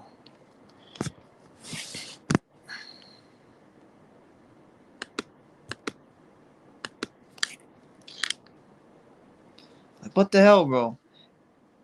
Is Browne up 3-0? I mean, I only got to see part of round 3, so you can tell me. I don't know. The stream that I'm watching on is becoming incredibly inconsistent. Scully, former fighter, advising your man Beterbiev to forget the head and go to the body this round. We'll see if Beterbiev will. More specifically, Scully just said, "Hey, remember how you didn't want to hit guys Come on. in the body, your sparring partners? Come on, Marcus. Send this guy Hit him with the left hand and get him off of you."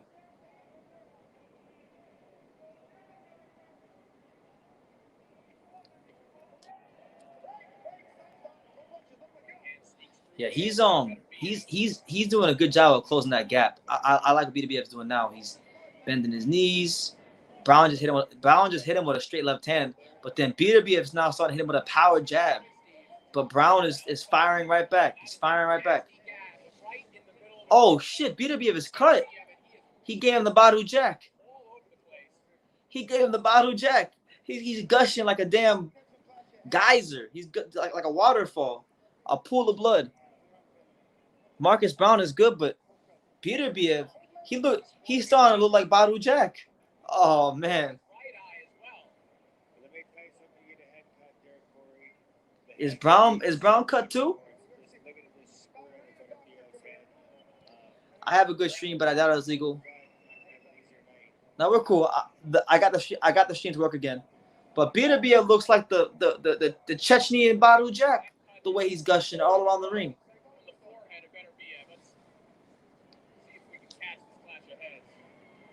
Oh.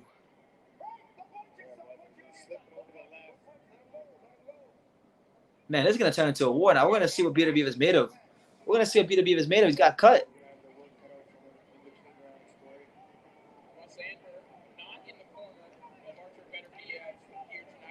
Beterbiev look pissed as hell. He coming for all the smoke.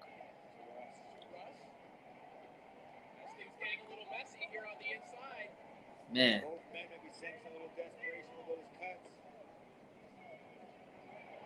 Wow.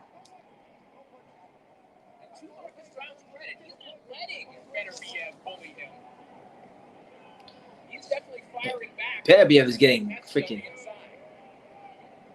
Good left hook from Beterbiev. Oh, there you go. Good left. Another left hook from Beterbiev. And Browne, no. Browne got to move. You got to move. Here comes Beterbiev with punches to the body. Oh, he's handing out rib dinners now. He's handing out them rib dinners. Marcus Browne need to move and get back to his boxing.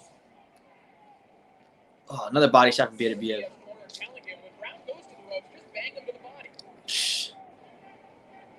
Come on, champ. Get out of there.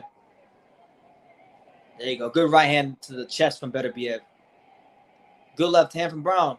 And Beterbiev got to be careful because any punch Browne lands on the top of his head is going to open up that cut more. Good power jab from Beterbiev.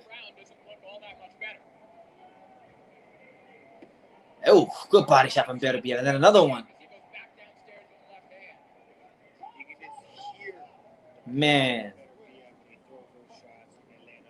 Beterbiev's going to get him out of here in the next 2-3 rounds. Browne don't got it. I can see it. I don't think he got it.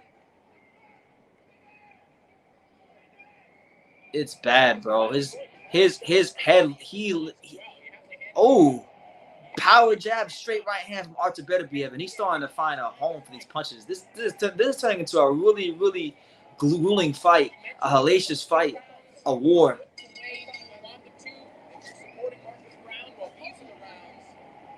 Man, this is bad, bro. I haven't seen this much. I haven't seen this much blood since freaking WWF tables, ladders, and chairs when the Hardy Boys, the Dudley Boys, and Edge and Christian were going crazy at WrestleMania. I haven't seen this much blood since then. Yeah, I think the fight, the momentum is definitely swinging towards Beterbiev's favor. Browne's not moving as much. Browne is getting hit with a lot of body shots. Browne's getting hit with power jabs. He's been hit with a couple left hooks. It's going to end badly for Browne. If Beterbiev doesn't fatigue and has enough energy, it is going to end very badly for Marcus Browne.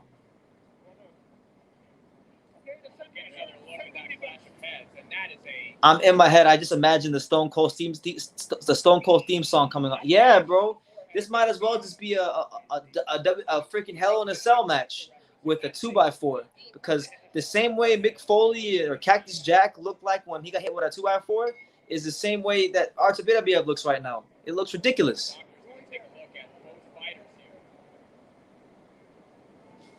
So now, before the start of round 5, the referees taking a look at the physicians are taking a look at both fighters.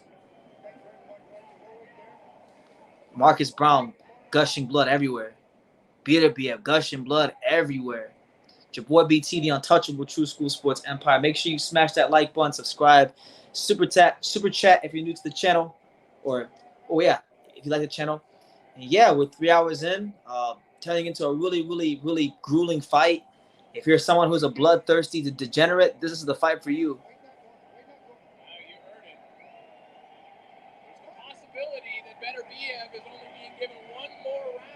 Oh damn! Yeah, they're saying they might stop this fight after this round because of Beterbiev's cut. So I think Beterbiev is going to go for the stoppage. We're here in round 5. Good left hand from Browne. There you go. Good jab from Marcus Browne.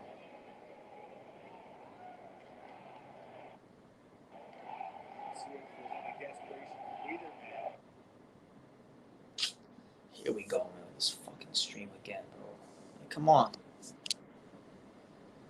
Oh, I'm gonna miss somebody get knocked the fuck out. I'm gonna miss it. So y'all just gonna have to tell me, and I'll have to catch the highlight. This is getting ridiculous. I don't know why it's doing this. It was doing so good earlier.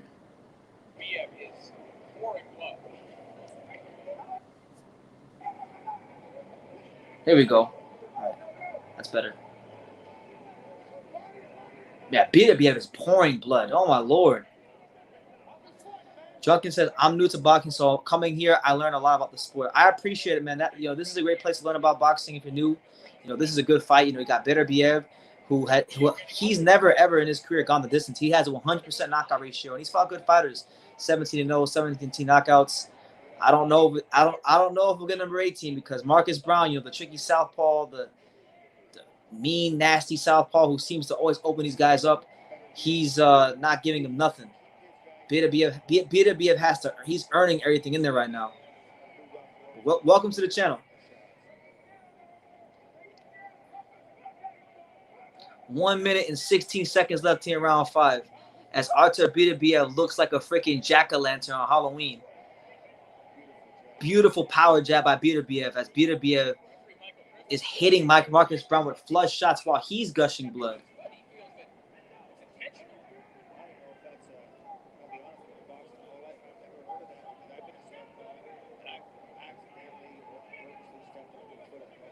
Beterbiev doing a great job of parrying the punches of Marcus Browne.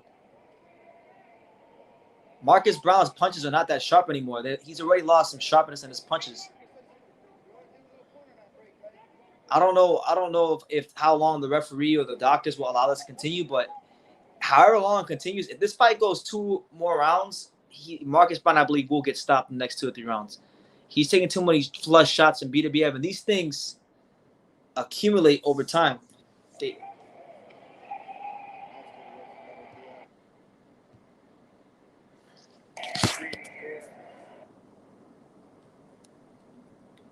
Come on, man.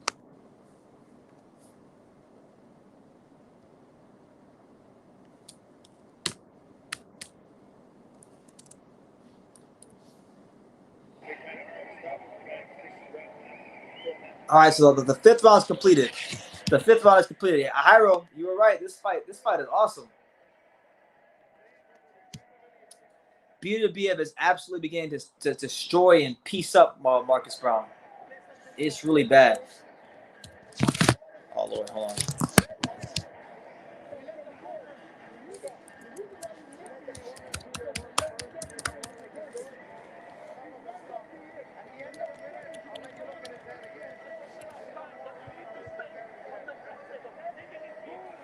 So we head to round number 6. Zurdo will beat Beterbiev, no doubt. I think so. I think so, man. Beterbiev, Zurdo with the punches he throws and with all this, I've been saying for the longest time. There's a lot of wear and tear on the body of Beterbiev. He had a long, hellacious amateur career, 17 pro fights. There's a lot of he's old, and I think Zurdo would stop Beterbiev.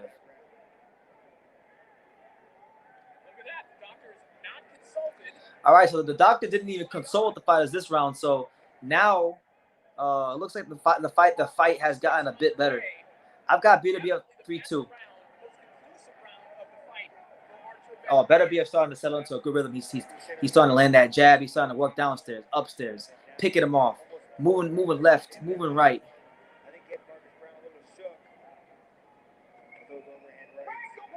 Marcus Browne's doing that same thing. Like the way Marcus Browne fought in 2016 against Hot Rod, he's doing the same thing against Beterbiev. Every time Beterbiev closes the gap, he doesn't even try to pivot or do anything on the inside. He's just trying to hold him. Nah, man. Have some composure in there. When it gets hot, stay calm, champ. Stay calm.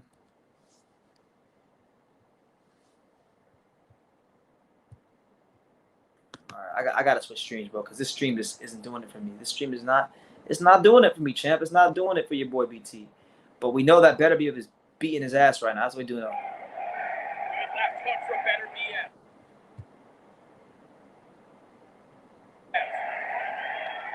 Freezes Browne along the ropes. Again. All right, so I'm gonna exit out that stream because that stream just ain't doing it for me. We're gonna go find another stream, but I appreciate everybody that's bearing with me. You know, this let me see, maybe this one, maybe this one will work. Maybe this one.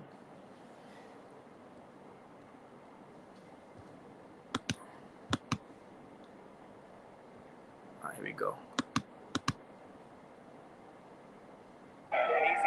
Here we go. Oh, this is better. Yeah, this is better.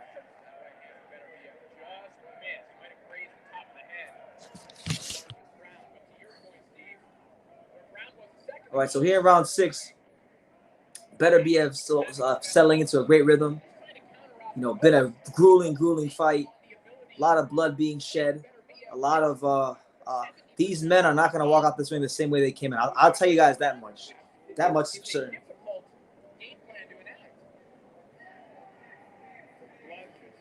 There you go. Good left hand to the body from Marcus Browne.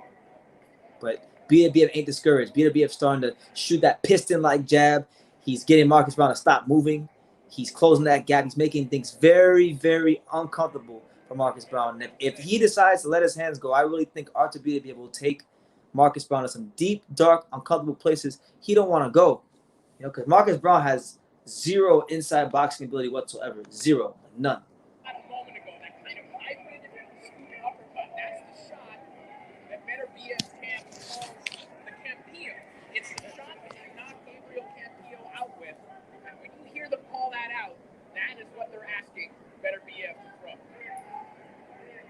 Jab.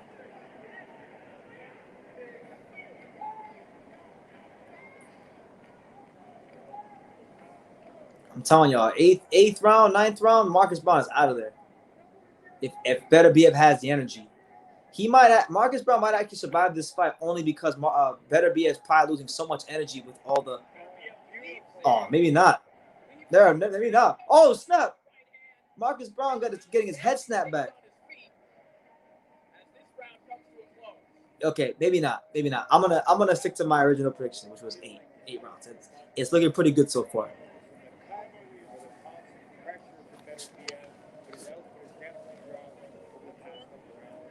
I got a 4-2 Beterbiev. What's your guys' scorecard? Drop your scorecards down below. I got a 4-2 to Beterbiev, but it's a good fight. I think Beterbiev starting to get some momentum.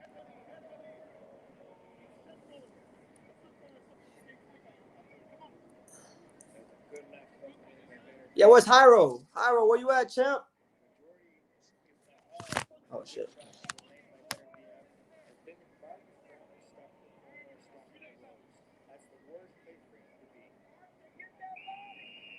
Man, look at all that blood. So much blood being gushed out of the forehead of Beterbiev. That's one thing I will give Marcus Browne. Nobody's better in boxing at making their opponents bleed from the top of their head better than Marcus Browne. He did that shit to Badu Jack, and now he's doing it to Beterbiev. Make sure that this fight can continue.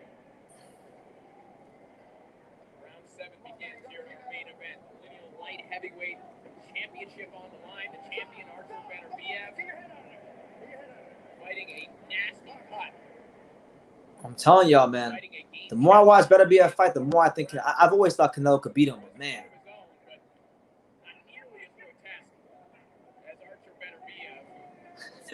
Hyro said they both have razors in the gloves. Oh man. Might as well, right? It seems like they got razors in the gloves.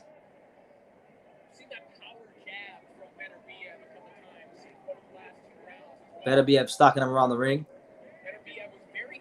Oh, good left hand from Browne. Oh, another left hand from Browne. Okay. We see Marcus Browne. Beterbiev stalking him around the ring still. Oh, Beterbiev putting them together now. He's trying to put them things together. Oh, right hook from Marcus Browne. Left hook from Beterbiev. Oh, uppercut from Browne from Beterbiev. He's putting them together now. This is beautiful to see. A steady stream of punches. A steady stream. Oh, body shot, right hand. Oh, oh. Browne is down. Marcus Browne is down. So our first knockdown has been scored here in round number 7. Marcus Browne is in trouble. Run for cover, champ. Run for cover. Duck for cover. Run for cover. You got a family. Like Virgil Hunter says, you got a family. Run, Marcus. Run. Marcus Browne. He's just on the ropes. Beterbiev digging them shots to the body, to the head. Pivot. Left hook. Goes to the other side. Good defense from Marcus Browne. Makes Beterbiev miss 2 punches, but he's got to throw back. You got to throw back. You got to give Beterbiev something to worry about. Otherwise, he's just going to keep throwing these hard, heavy shots that are going to really take some – see, they're going to really affect you for the rest of your life. Low blow for Marcus Browne. Marcus Browne punches Beterbiev in the nuts.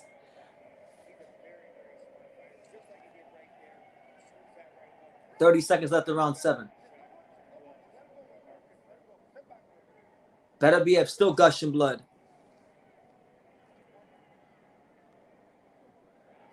Ooh.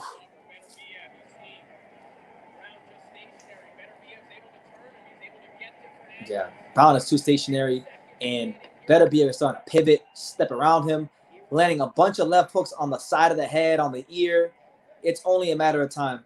I think I'm about to get my prediction dead accurate. I think we're about to get it dead accurate. If Beterbiev presses his ass in the 8th round, I think I'm about to get it dead accurate. It's your boy BT, the untouchable, True School Sports Empire.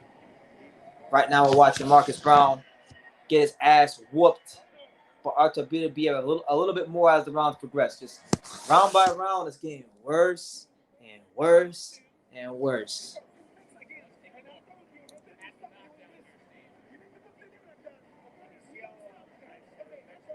Ugh. The body shot, the right hand. He's not playing with his food right now. He's not playing with Marcus Browne.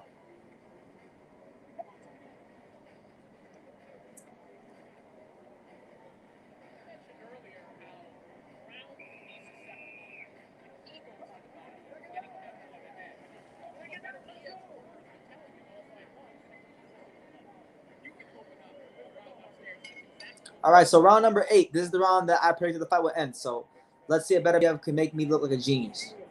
Picking the exact round. Ooh, Beterbiev just misses a straight right hand, and Browne immediately ties him up.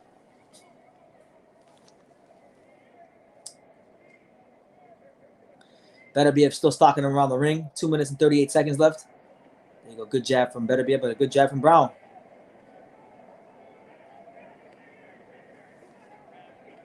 There you go. Body shot from Marcus Browne. Marcus Browne got to stand there and fight. There you go. Good left hand from Browne. Beterbiev let Browne get his shots off. I think Beterbiev is trying to let Browne get comfortable and get a false sense of security before he stops him. Ooh, good defense there from Beterbiev.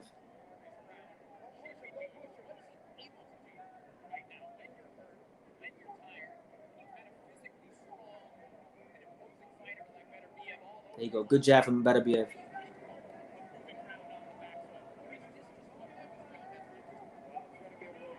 Come on, champ. Press him. Ooh. Good right hand from Beterbiev. That one landed right on the button. Right hand to the stomach from Beterbiev. Uppercut. Left hook from Beterbiev. Marcus Browne still surviving. Overhand right from Beterbiev. Browne throws a right hook that's blocked. Beterbiev stalking Marcus Browne around the ring. He's got him on the ropes. 1 minute and 12 seconds left. Come on, champ. Do something.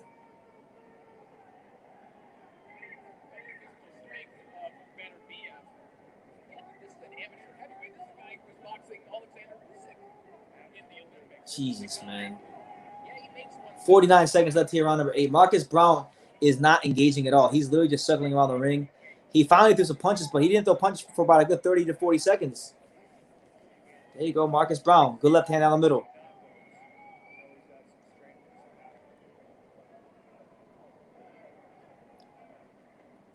Oh, good uppercut from Marcus Browne. Marcus Browne showing some fight.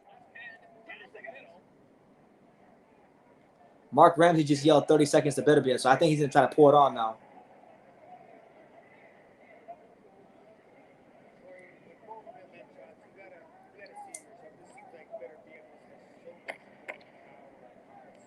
There you go. Good right hand for Beterbiev. Marcus Browne survives the 8th round, so I'm not going to get my prediction dead accurate. Unfortunately not. It's not going to happen that way. See, bloodiest spot I've seen in boxing in a long time. Yeah, it is pretty. Hyro says BT got his prediction wrong. Let's go. Yeah, let's go. Yeah, I got it wrong. I'm not gonna get it like 100% right, but the guy I picked to win is winning, and Browne is gonna get folded up in the next couple rounds. Credit to him, he's throwing some punches, and that cut of Beterbiev, you gotta think that at least the blood and the amount of blood he's losing, it has to be playing a role into the fatigue he's experiencing right now. Because the more blood you lose, the more tired you get. And he's lost a lot of blood.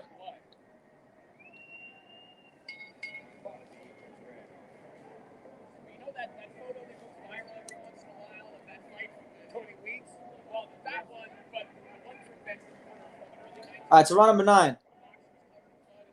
Artur Beterbiev versus Marcus Browne. Marcus Browne, he's throwing punches, and there's a good body shot from Marcus Browne.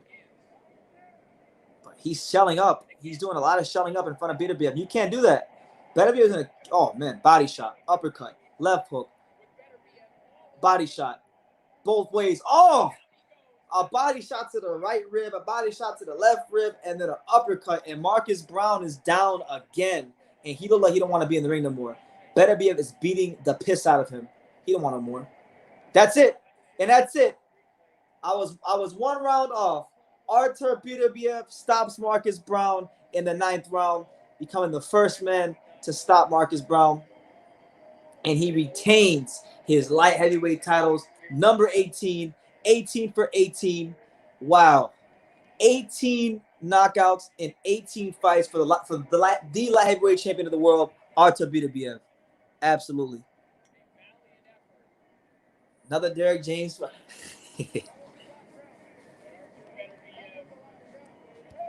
I hate to say it, but don't be surprised if Canelo calls for him in February or March. He should. It's one of the easiest fights for him.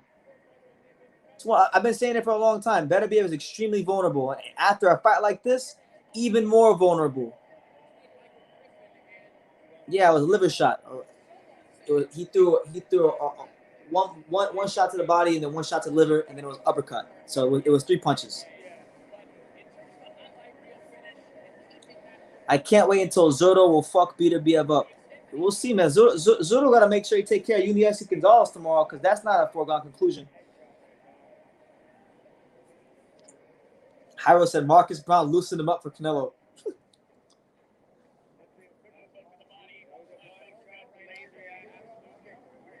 Yeah, that liver shot killed him.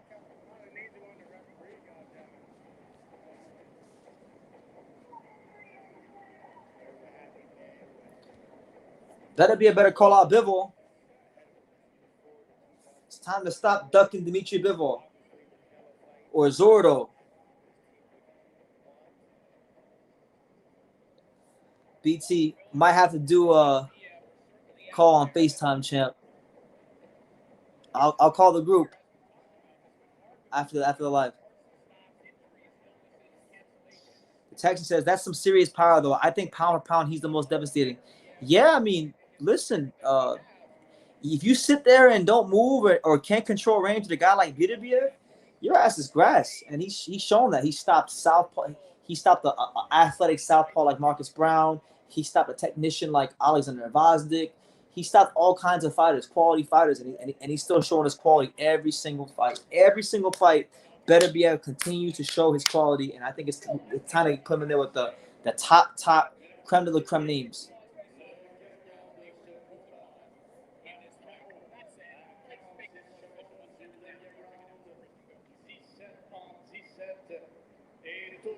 Champion du monde WBC IBF Ladies and gentlemen, the winner of this contest by knockout. Take care, man. Pleasure having you. Make sure you come back for the next one. God bless. And still WBC and IBF light heavyweight champion of the world,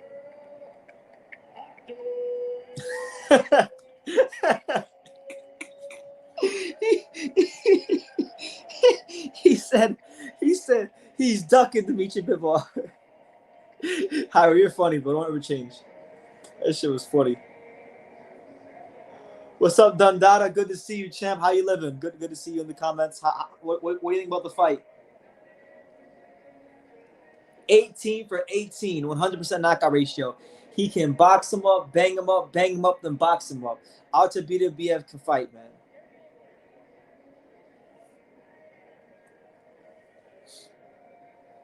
Bivol turned down the Zotto fight. Search it up. Yeah, I know.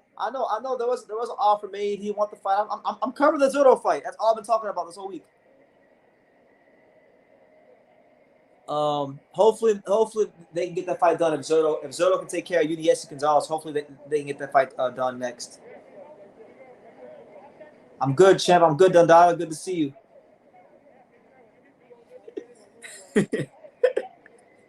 Nah, Hyro. If you call me, you gotta call me and Shakur on the group chat because you was talking all that foolishness. So I'm gonna wait for this Artur Beterbiev post-fight interview, and then I'll have my closing statements, and then I'm gonna go get something to eat, and then I'm taking my happy ass to sleep because I got a long day tomorrow. A long day tomorrow.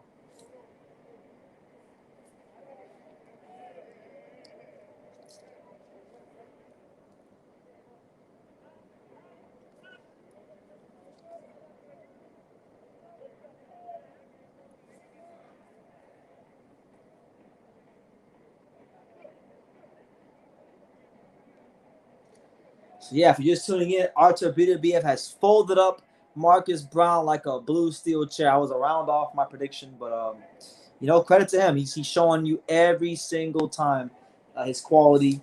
Yes, are there some vulnerabilities? Yes. Does he cut a little bit too easily? Yes. Has he been dropped a couple times in his career? Yes. But each time he's responded with a knockout or stoppage victory. So great performance. A lot of character and grit shown from Beterbiev tonight. He has a lot to really hang his hat on. Here's Beterbiev right now.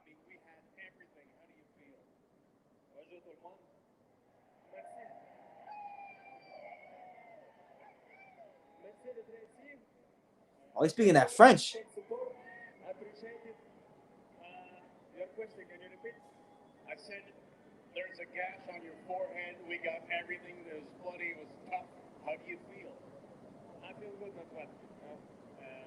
We win this fight. This one is like another experience in my career. I'm happy it's not this, okay, I call them a cash, but it's boxing, you know. You don't know what happened in boxing. I'm happy to win. Thank you very much for everyone to support. Boxing's a tough sport. You're a tough cookie. One last question. What's next? Next night of good sleep. We'll see. We're ready for any fight. We're looking for the best. To be best, you need to beat best. Ahmad Silva, Allah Akbar. The crowd is yelling Canelo, Canelo. So there you have it. Marcus Browne gets the 18th knockout of his career and retains his titles and his record as the world champion with the highest knockout ratio in all of boxing. Oh, shit. We got a special guest. Sergey Kovalev is in the chat. The Crusher, the former light heavyweight champion. He says, hello, BT. What's good, Crusher? How you living, champ? Good to see you. Good to see you, man. But listen, look, guys. On that note, I want to just give my closing statements. Go to sleep. It was a great fight. I really enjoyed it. A lot of action.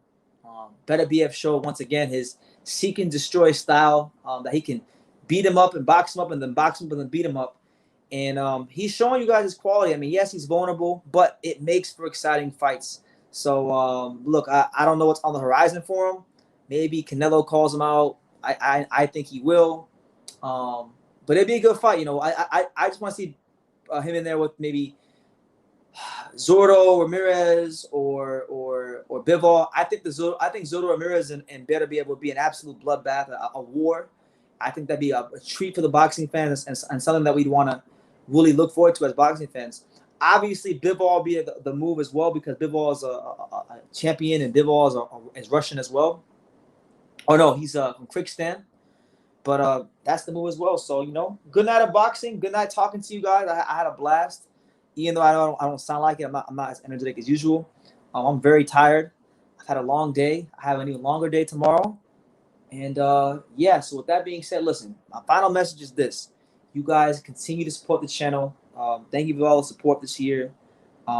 Check out all my interviews. Like I've done interviews this week with Gilberto Ramirez, Sinisa Estrada, Bernard Hopkins, Uniesi Gonzalez, and the list goes on and on. Check out all the interviews. Hit the like button when you do. Support the channel, all that good stuff. And yeah, there will be more content tomorrow. Be on the lookout for it. And like I say in every single one of these videos, you can love me or you can hate me. But I'm just kidding, Dane. So until next time, take care, guys.